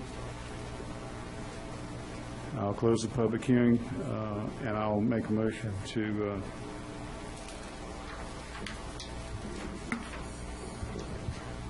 approve ordinance number 16-1002, survey requirements. Motion on the floor, all in favor? Aye. Next public hearing is a public hearing seeking approval to obtain installment financing to reimburse the town for cost of burying power lines, cable, and phone lines at the Boardwalk District. This one's going to be handled by our finance director, Debbie Hall, and I'm going to step out for just a second. Mayor and Council, you previously approved financing. It's on, it's not doing anything. You previously approved the financing with BB&T, the terms with them at the last council meeting. However, after our town attorney reviewed the contract, she felt that it would be in our best interest to submit this through the LCG and let them approve it, since it did involve land, basically. So their requirement is that you have a public hearing, so you're having that tonight, and if you approve it, you would need to approve the resolution of necessary findings that's attached to this, so that we can submit the application so that the LCG can hear that at their February 2nd hearing. Okay, and before we go forward on that item, was I supposed to say on the last item that it's consistent with land use plan? Okay, so I'm saying that, belated. Any questions for Finance Director? Anyone, any comments before I open the public hearing? Okay, I'll open the public hearing. Anyone wishing to speak on this issue, please come forward. No one wanting to speak. I'll close the public hearing. Do I have a motion? It went out the door. Yeah. No, he's not going to speak. No, Mr. Fisher has asked to not speak at this point. Oh, Okay. So you're looking for a motion to go through the LGC for financing? Yes, sir, and to approve the resolution 16-2118. What's Resolution 15-21? It's That's the an old one- one. That's an it's- old one. Oh, Never You're mind. talking about Sorry that. 16-21? Yeah. That's right. One? Okay, I'll make a motion to approve Resolution 16-2118, for application for LGC financing. And resolution of necessary findings. So that. Okay. Motion on the floor. All in favor? Aye. Thank you. Thank you. Thanks. Next item on the agenda is to consider amending Chapter 9, designated all streets between Canal and Carolina Beach Avenue, between Pelican and Salt Marshes, two-way, and designated for no parking. Mayor, Council, I presented this to you back late 2015. At the time, we had several discussions in fall, early winter, and we thought we had gone through and done the actual adoption of the code, but we have not. Just to review, what we were looking to adopt was that all streets located between Canal and Carolina Beach Avenue North from Pelican to Salt Marsh would be designated as no parking, and all streets located between Canal and Carolina Beach Avenue North from Pelican to Salt Marsh would be two-way, which is how they obviously been operating, but our code says one-way. So we're making that correction in our code. The one thing that one of the things that council had asked us to go back and look at was, are there any of these homes that in these areas that do not have off-street parking? And we discussed it late last year that we did find one out of all these streets that did not have off-street parking. We have, since our last meeting, talked to that owner about our option of creating a on-street parking place for them. It would encroach out into the street about 3 feet, which we would have to stripe, so it would reduce the street in that area for approximately 25 feet in there, down to 17 feet. Which we have reviewed with TRC, with fire and police, and they were okay with that recommendation. The owner is okay with that, and there was an adjacent property owner who had a fence that would need to move back. We've also spoken to that owner who is amenable to moving the fence back to the property line so that frees up that parking place. The one thing that we did talk to you about is if we put it there, could we put a timeline on the property owner to accommodate off-street parking? And we talked to the attorney about that. That's not something we could do. But if we ever wanted to reconfigure the street, we could remove that parking at any time. Well, okay. My question is, as long as that house remains the same, obviously they need that 3 feet. But if that house gets torn down, or they tear off the front porch or something of that nature, what's our trigger for saying, okay, you no longer need that 3 feet? Well, it's permissive, it's not mandated that you provide the on-street parking for this person. You're doing it under the same ordinance that allows for striping in the other area, and I can't remember the ordinance number, but. So Your trigger, I think, stripe it. your trigger would be your non-conforming code, which, if you did a redevelopment there, you would have to provide parking. Currently, we have 5 locations around town that are part of our residential parking permit process. All of them are very similar to this one, where they were grandfathered in because they had no off-street parking. Each one of those locations, whenever we get a building plan or a redevelopment plan for those, and we haven't had one yet, would trigger us to go and redo and look at that agreement for residential parking in front of the house. Well, the non-conforming really doesn't address the 3 feet, but it does require parking, so in one way, shape, or form, it takes care of it. Yes. So, all right, cool. And is your intent to put signage on that parking place for that owner? Yes. similar to, I think, across from The, Denver House or yes, something? the other residential parking locations. This is a public hearing, so I'll open the public hearing. Anyone wishing to speak on this issue? Yes, ma'am, please come up. State your name. Can you come to the podium and state your name and address?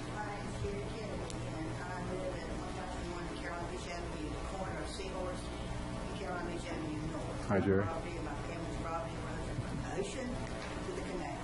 So I essentially have property all along the right-hand side of Seahorse. I commend you. This is something we've been looking forward to for many, many years, and that's no parking on the cross streets.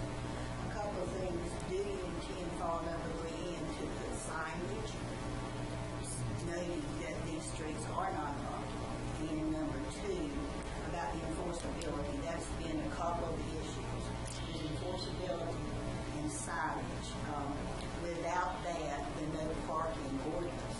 Sure. We have a lot of ways. Jerry, I would expect that we really can't enforce it without signage. We need signage there so we can enforce it, so. Our intent is to put signage at the beginning of the streets, at the intersections, and also in the middle of the street, or in that block, so that there's plenty of signage to designate that entire block as no parking.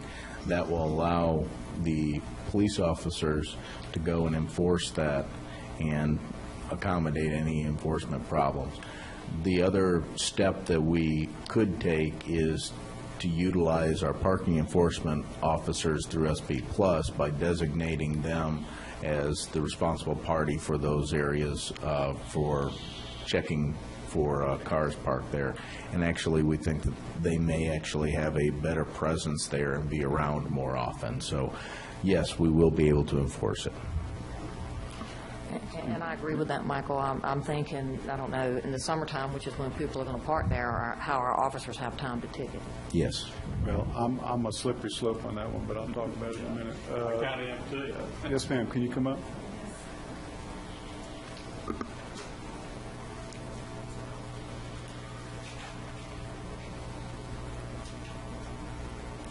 Bonnie Warner, and my husband and I own 1, 2, 3, 4 properties in the 1300 block of Canal Drive.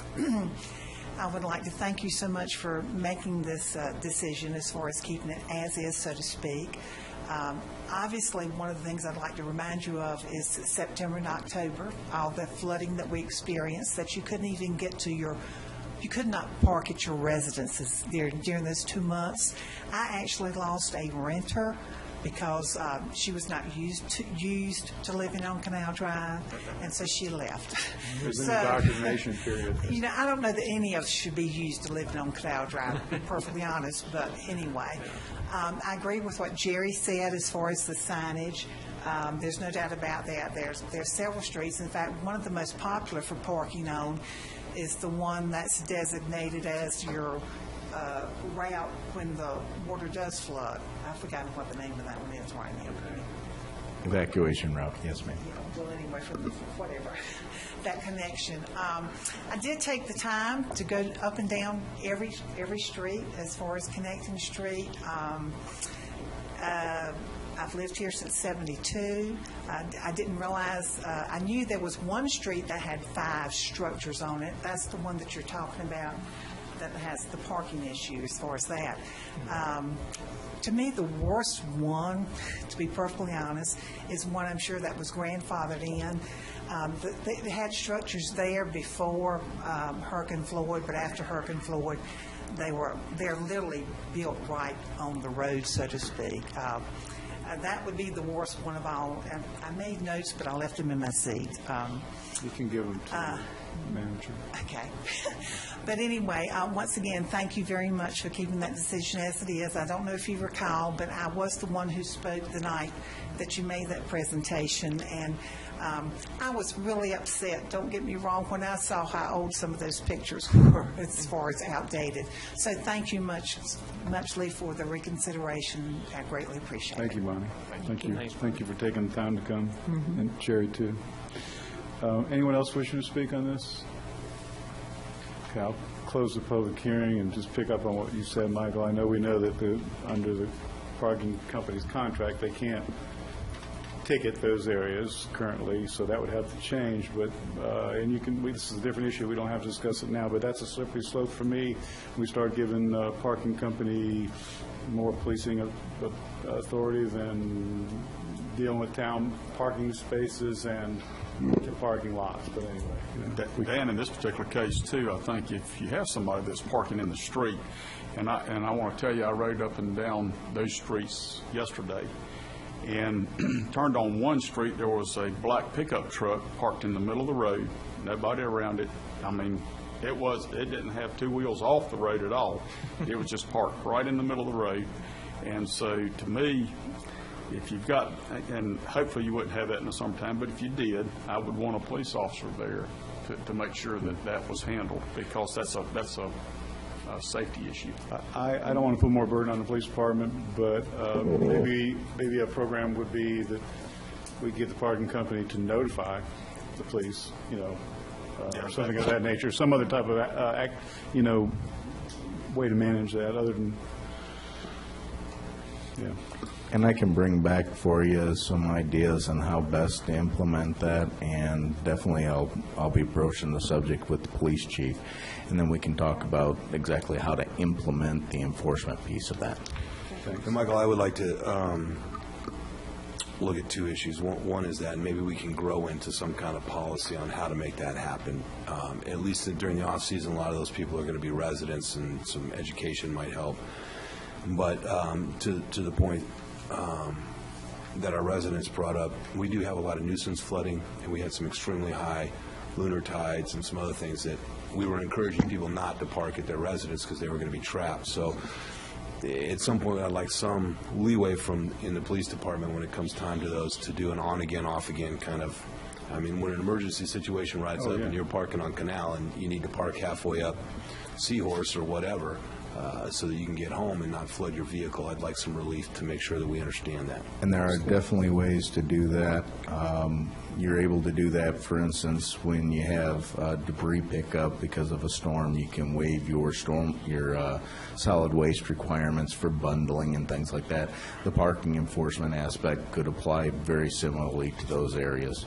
Well, I think the police department does a good job of, in events of that nature, understanding that people have to move their cars to high ground and stuff. That's kind of a double-edged sword in this case, because we're opening up the streets so we can get emergency vehicles through them, and then during an event when you most likely are more likely to need emergency vehicles, put the vehicles back on the street. You could actually use the state of an emergency as a triggering device to give the police some leeway, I think, when that occurs. If we do that, we might want to consider one side or something like Right. that. There can be other options involved in that, and I can bring that back to you. We just need to grow into something on that. Certainly. Just a quick question.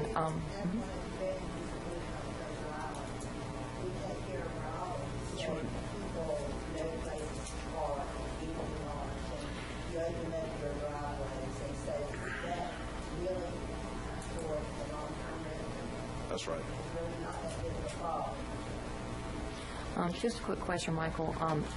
The event that we pass this, do you send notices to all the adjacent property owners or the affected property owners, notifying them about the parking, particularly the parking? I don't know if they have in the past, but I think in this case, because it is such a large section of our community and one that is highly trafficked, that it would probably be a good idea not only to send it to the property owners, which we have quite a few of, but also any renters that we can find, and send out some sort of a letter to them.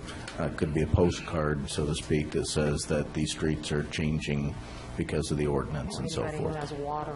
And Right. maybe for the first months, we might be giving warnings instead of tickets, that kind of thing. Very, very much so. We'll definitely go and slow implement it so that we educate people more than we You enforce. plan signage pretty quick, I assume. Yes, yes. With that, Mr. Mayor, would you entertain a motion to approve ordinance number 15992? I'd make that motion. Motion on the floor, all in favor? Aye.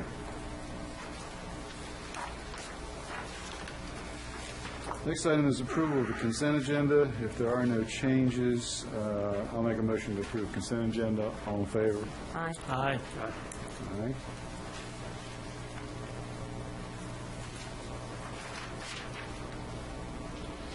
Next business is new business. First item on the new business is consider awarding the construction contract. That's been deleted. Oh, that's gone, that's right, sorry. We move right on to TDA reimbursement approval. Thank you, Mayor, Council. This is our quarterly reimbursement that we make to the TDA for our activity funds. We use our activity funds for paying for things that council approves, such as CBDI and the events that take place through that organization, our contribution to the Chamber of Commerce, and also our lifeguard salaries and so forth. So this particular request is for reimbursement, and we will have, after the reimbursement, $248,644 left in that specific account.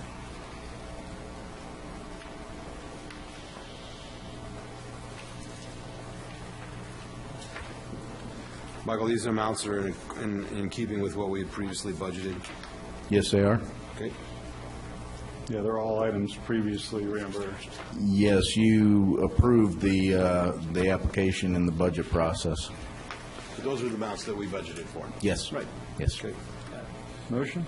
Make a motion to approve the request for the Tourism Development Authority reimbursements. Motion on the floor, all in favor? $168,246.97. Motion on the floor, all in favor? Aye. Next item on the agenda is consider approving budget ordinance and financing resolution for costs related to Phase B through E and Phase 2 water. Thank you, Mayor. This item is really both a cleanup and a new start for our construction projects, our utility projects. Several years ago, Council went through a process to look at all of our utilities. We broke them into phases, and we had Phase A through E. We also had areas where we were going to add additional wells or changes to the water treatment or the wastewater treatment plant, and the potential for a new water plant. In those discussions, all of the engineering was set up underneath one account, which was the account for the Phase 1A project.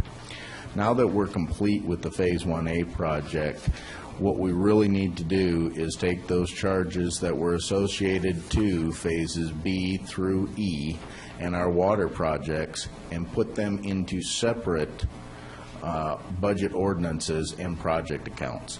That way that we can make sure that we cost appropriately for each one of those phases. So what we're doing here is a little bit of cleanup for Phase 1A in the accounting structure, and we're setting up new account structures for the Phase B through E projects. And then these would all be available for future financing when we do bonds or revenue bonds or things of that nature. So what you have in front of you is 5 separate budget ordinances, one for each one of those projects, and then a financing resolution that covers all of the funds associated to that. All told, we're talking about $562,500. Those funds would be transferred out of the utility fund balance and put into these budget accounts so that we can do the engineering for these projects. So, Michael, those are all professional services, and they're all for engineering? Yes. And so roughly we have $136,000 for one phase and $118,000 for another? And yes. So, okay. Is that engineering going to occur concurrent, all at the same time? Yes. We have many of the projects that are going on at the same time. We have various stages of projects that are happening now. For instance, with Phase B, We have quite a few bills that we have paid out of the Phase A account that will transfer over to this new Phase B account. Those bills being for professional engineering services done Yes. on other portions of the total project. Right, that were done previously. We also have surveying that is taking place on Phase C and things like that right now. So yes, they all do go. Are those surveying, is this just engineering, or is this engineering and It surveying? is or- all professional services. So engineering, surveying, permitting, any of the things that are associated to those repair and replace contracts for those phases. So we're $500,000 in engineering and surveying? Yes. Which is actually relatively inexpensive for the number of large multi-million-dollar projects that we're talking about implementing. Have we awarded engineering contracts already? Are we re-looking at that? I mean, I We have- appreciate the fact that we've had an engineering firm for a long time, but I think you and I have discussed, I know other council members have discussed, are we looking at other options on engineering? No. And the reason why is, yes, we have gone and already signed contracts, and this was done 2-3 years ago with our current engineer to do the engineering on the 5 phases of this project. What we have done in the meantime is we've gone back through and renegotiated what kind of services we're getting for that engineering and for those surveying and things of that nature, and tightened up on some of the scope of those services. Those aren't things that need to come back for authorization. They're just changes to the existing scope. I know that Gil kind of got after us before, that maybe we being the collective previous council, existing, whatever, had eagerly encouraged staff to get out and do a utility plan, but did not include everything in it, and perhaps our engineer did what was asked of him, but it didn't include all the work that was required. My question is this a contract obligation, and is it something we need Ms. Fox to look at so that we're not in our contractor problem later, that we haven't gotten the work we needed or all the work's included? We still want to be coming back after spending $562,000 to find out we haven't got all the engineering done that we needed. We have that under control. We have looked at the actual original contract. And like I said, the services that we keep adding and adjusting to the scope of services are related to that contract document. So we should have plenty of ability to go back and make sure that we're getting what we're looking for. And we've done a lot of changes over the last year in picking up different aspects that we need for either surveying or engineering on these projects.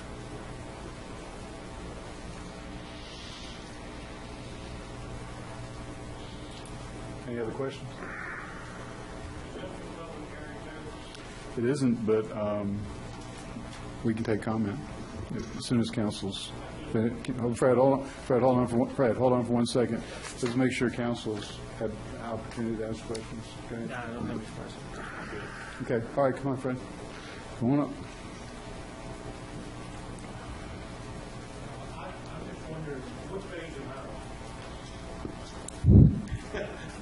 Your phase isn't on this list. It's not on this table. No, it's not. I must be something special. You are a special phase.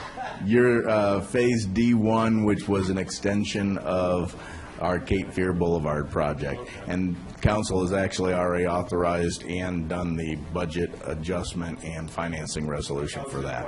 I'm not talking about the pipe beside that. Right. I'm talking about the double pipe that you're going to put in front of my yard. That is all included in the phase that council's already adopted the budget for. Yes, sir. That was pretty easy, huh? That was easy for Yeah. Well, special down. Okay. What do we need here? Need a motion listing out the 5 different ordinances and the financing resolution, please. I'll make a motion to approve budget ordinances and financing resolutions numbers 16-997, 16-998, 16-999, 16-1000, 16-1001, and a reimbursement resolution for Phase B through E. Does that have a number on it? It's Resolution 1621. 17. 162117. Motion on the floor. All in favor? Aye. Opposed? No. Thought I might pull somebody in there.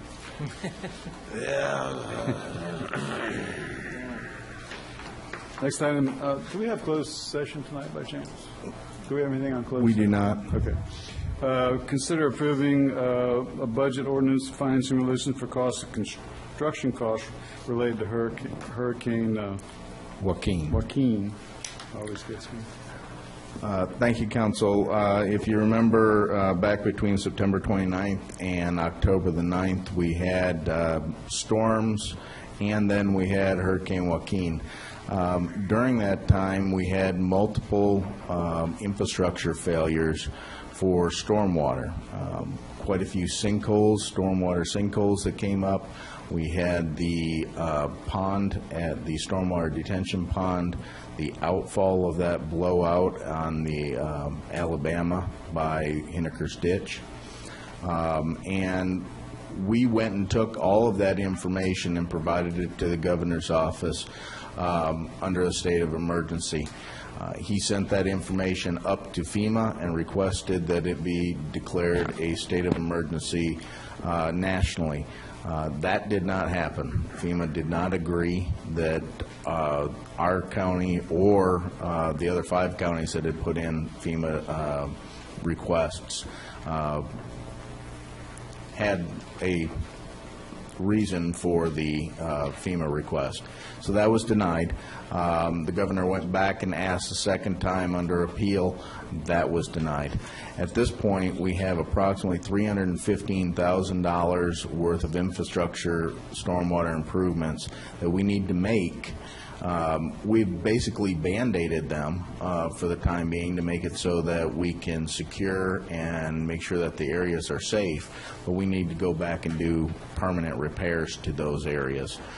So tonight's resolution, budget resolution, is to move $315,000 from the utility fund balance to a budget account so that we can go and do the improvements to the stormwater infrastructure destroyed by Hurricane Joaquin.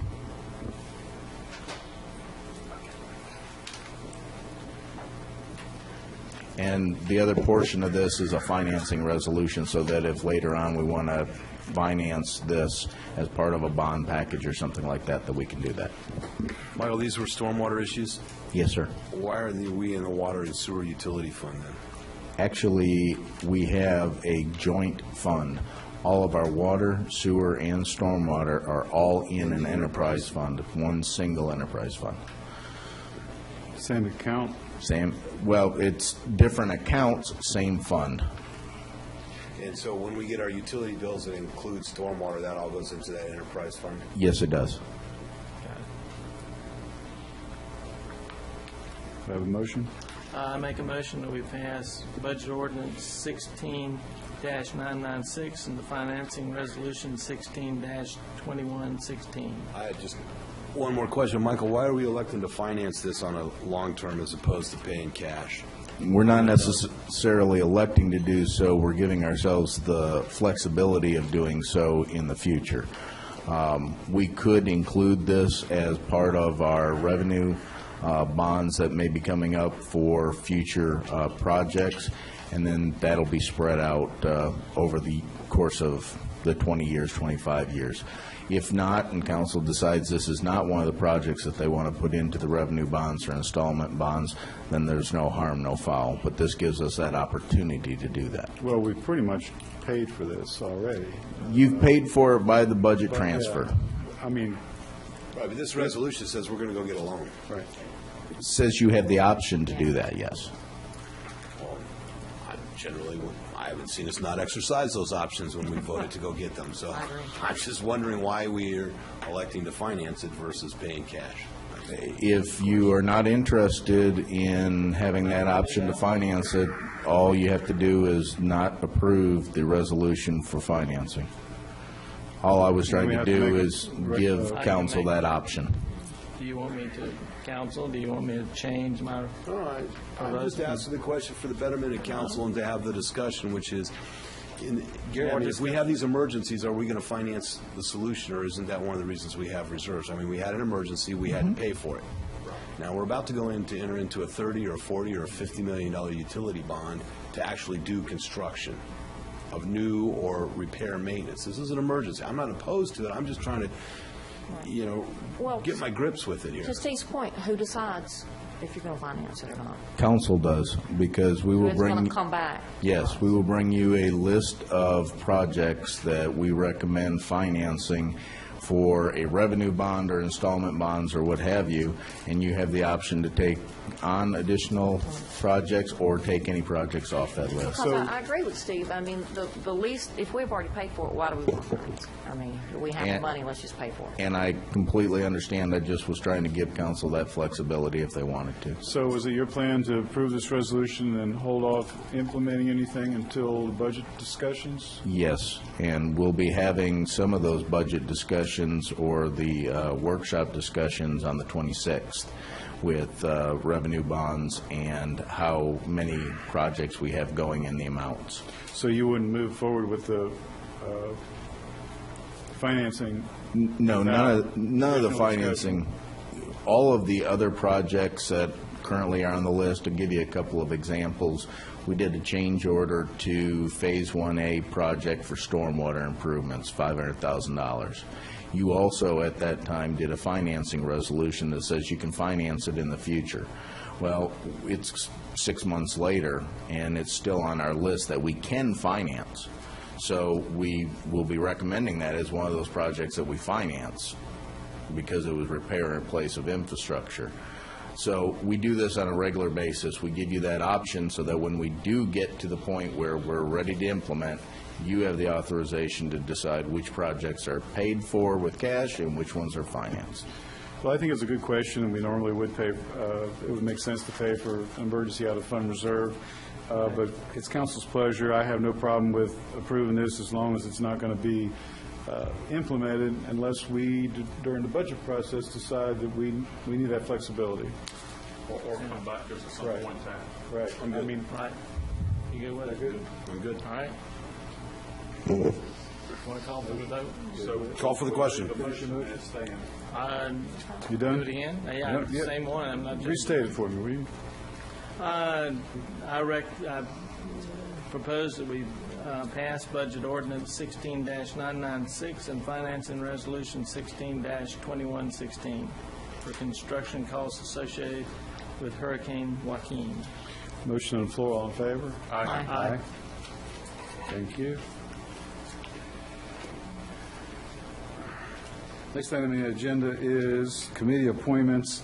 Folks, the way we do the committee appointments is we do them by poll. So each council person, there's a list of all the applicants. Each council person marks who they vote for, and we turn them over to the clerk, and she gives it back to me in a computated form. And these are public records, so if anybody wants to know who voted for who, you can ask for that. We have one vacancy on the Harbor Commission, and the council has appointed Louis Stroud to that position. We have one vacancy on the Police Advisory Committee, and we have 6 people that applied, and all very experienced people. And council appointed Tim Morrison, who's been looking for appointment for a while, and there hasn't been an opening. And he was one of the fellows in here earlier that's working up with Crawl for Cause. So I think Tim will do a good job there. I would encourage the other folks to keep their name on the list because these are all good applicants. Board of Adjustments has one vacancy. Council has appointed Patrick Boykin. And the Firefighters Relief Fund has one position whose term expires 12/31. And council has appointed Joyce Wolf to fill that position. And thank everyone for applying, and those of you that serve, it does a huge service to our town, so thank you. Yeah, I'd love to be able to appoint everybody that applies, but, so We'll keep looking please for keep your name in there. Non-agenda items, we're going to hear from our town attorney on the plastic bag. I was asked to do a little bit of research about the town's ability to ban plastic bags just on the beach strand. If the town was going to do that by ordinance, it would have to do it using the police power, which gives you broad authority in order to regulate things that are a nuisance or detrimental to the condition of health or the town. The case law on police power, it's pretty broad discretion to enact an ordinance. It's not going to be overturned unless it's arbitrary and capricious. All that being said, there is an ordinance right now in effect that resolves the issue that is taking place with the plastic bags, which is the littering ordinance. That is specific legislation that has been passed that allows the town to enact ordinances to address littering on the beaches. And that we have an ordinance on the books that is not being enforced. So if the town wanted to enact a new ordinance, I think it would be an enforcement issue because the problem is the littering. The problem isn't actually the person that puts the plastic bag in there. The problem that you would be trying to address through the ordinance with the police power is the fact that there are plastic bags littering the beach strand. There is already an ordinance that addresses that, and it's not being enforced because it's a difficult ordinance to enforce. I don't know if that makes any sense. I'm happy to answer any questions. It does.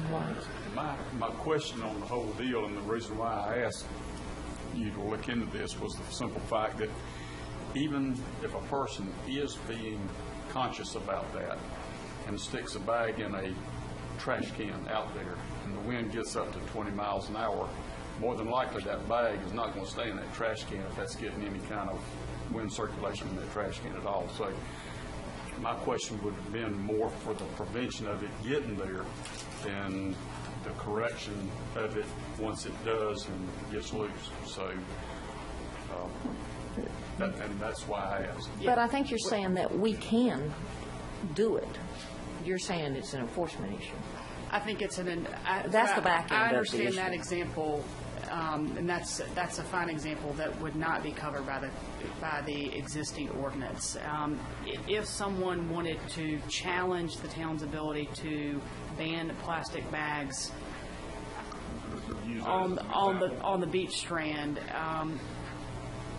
that's my an outright ban on plastic bags, then the town would have to be enacting it under the police power. That's the only way that the town's going to be able to do it, and they would have to prove to the court that that it's not reasonably related to accomplish the goal that it's intended. So that's where I back into, you have an ordinance on the books already that is reasonably related to what you're trying to accomplish, which is not having plastic bags strewn all over the beach strand, and you're not able to enforce it now. If every bag that was on the beach strand was an inadvertent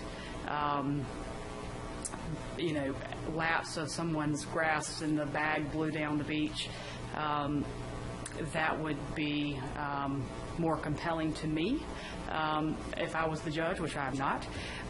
But until there's some effort to enforce the littering aspect of it, I would argue that it's not reasonably related. But if the town wanted to do it, the case law suggests that it would be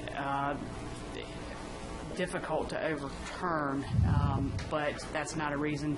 Just stating that it's in the general public's welfare is not doesn't mean that it's properly enacted under the police power, and that's where you're getting the source of your authority to adopt it. And I see where you're going with that, but to get to what we want, maybe we could consider doing something like, please don't take plastic bags on the beach. Some signage, or I hear you. I mean, that's what we're trying to stop. Right. You know. Or lifeguards that are on four-wheelers that are patrolling the beaches, if they see somebody who has a pile of litter or a beer bottle, which they're not also supposed to have. I mean, it's enforcement of all the things that could be potential hazards. And I know we can't enforce all, I mean, I hate to say that, but I know we can't enforce everything, but to continue to make people aware of the issues, I think, is the big thing we need to be doing. There's another issue that was brought to my attention today, too, and that's people bring in, I guess, these balloons with helium. Right. And they, after a while, the helium kind of goes away, and then the balloons just get blown all around. And so there's been an effort to try to restrict those type of situations on the beaches, too. And it all ends up in the same situation, the sea turtles and birds get all hung up eating the stuff and end up dying from it. So. And I think Michael told you all this when y'all had your joint meeting with the Plastic Bag Committee. The ordinance that was enacted for, or the enabling legislation that was enacted for NAG's Head is actually under the solid waste management statutes. It's not in 160A, which gives you all the powers as a municipality, and it is narrowly tailored to NAG's Head, and they actually sort of disbanded it when there was a weather event and there wasn't the ability to generate paper bags. They actually stopped enforcing it for a while. But I think that you're going to see, because there is more press about this issue and there's more of a national movement now. I mean, I think NAG's Head was pretty ahead of the game when they got that passed, but I think you're going to see perhaps something come out of the legislature that says that municipalities have that in addition to the other powers that they have on the beach strand. Because it is a wildlife, right. If turtles are wildlife, I guess they are. Even throughout the entire beach community, I think people are real good about putting those types of trash in the proper containers and stuff, but like I say, you have a 25, 30 mile an hour wind down here and the guys are dumping trash in the trash trucks. I end up with all kinds of debris from my neighbors to the north of me that it flies out of their garbage can and ends up in my yard. And so, the subject is doing away with plastic bags altogether. And to me, that would be the best thing we could do, even though people are trying to adhere to the rules that we currently have. We can pass ordinances, and I know they're well-intended, but if we can't enforce them and we don't have some reasonable expectations there's going to be some behavioral impact, then it's just not really doing anything. I'd much prefer to see council engage staff and our plastic bag committee. I've already reached out to some of the surf riders, and we have surf riders, island women, island men, 4 or 5 other different organizations, Coastal Federation. All these people are on the forefront of outreach on these issues, and I would think that I'd be glad to volunteer 2 days on a holiday weekend to go walk Freeman Park or stand at an access point with some reusable bags and some flyers that say, we've got a volunteer program. We're trying to encourage people, change their habits on using plastic bags. And if we could get those organizations to do 1 weekend or 2 weekends a season, we could have pretty much all the busy weekends covered at somebody at the gate or walking around saying, look, can I trade you a couple of your plastic bags for a reusable bag? And by the way, here's a flyer on a program that the town's working on to reduce plastic bags. To me, that would be a good shot at having an impact. And we can, whether it's our lifeguards or it's our volunteer organizations or whoever, who's even our police officers could carry some of that stuff around. It's just our turtle patrol could go out in the morning. They could have some of those with them and have some flyers with them. I think that would have an impact, and it would be an educational process, which is really what it takes to change behavior on these issues, hopefully. I've accepted less than 10 plastic bags since I saw Ethan's presentation. I've dropped more items trying to avoid a plastic bag. Never put a wine bottle. That's true.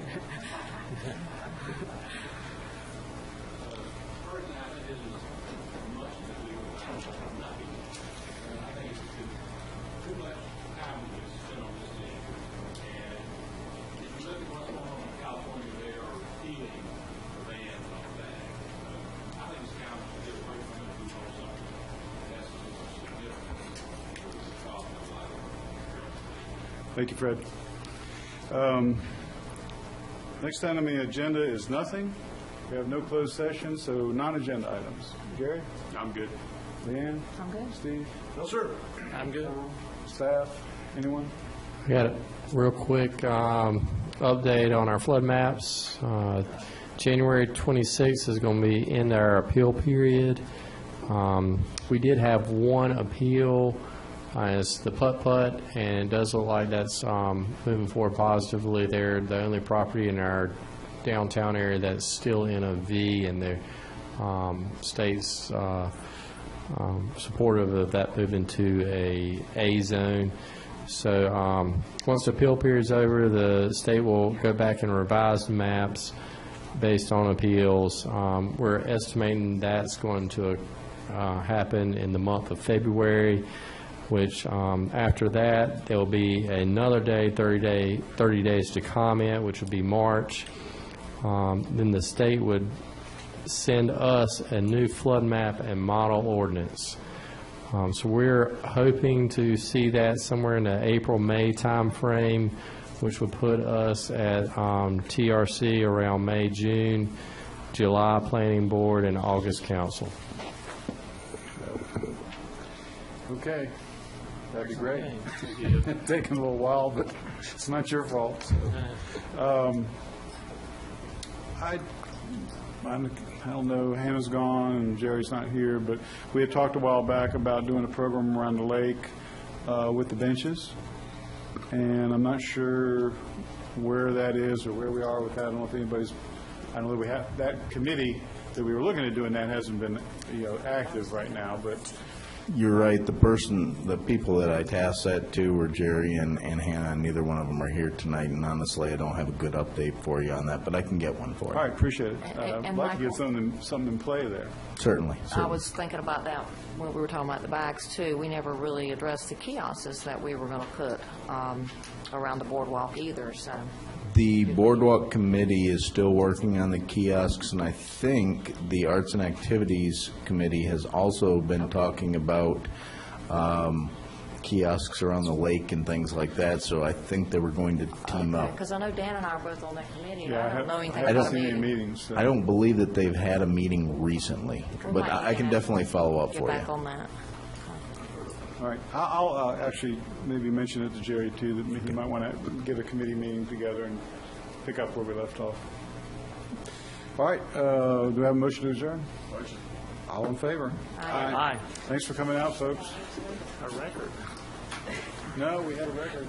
We have one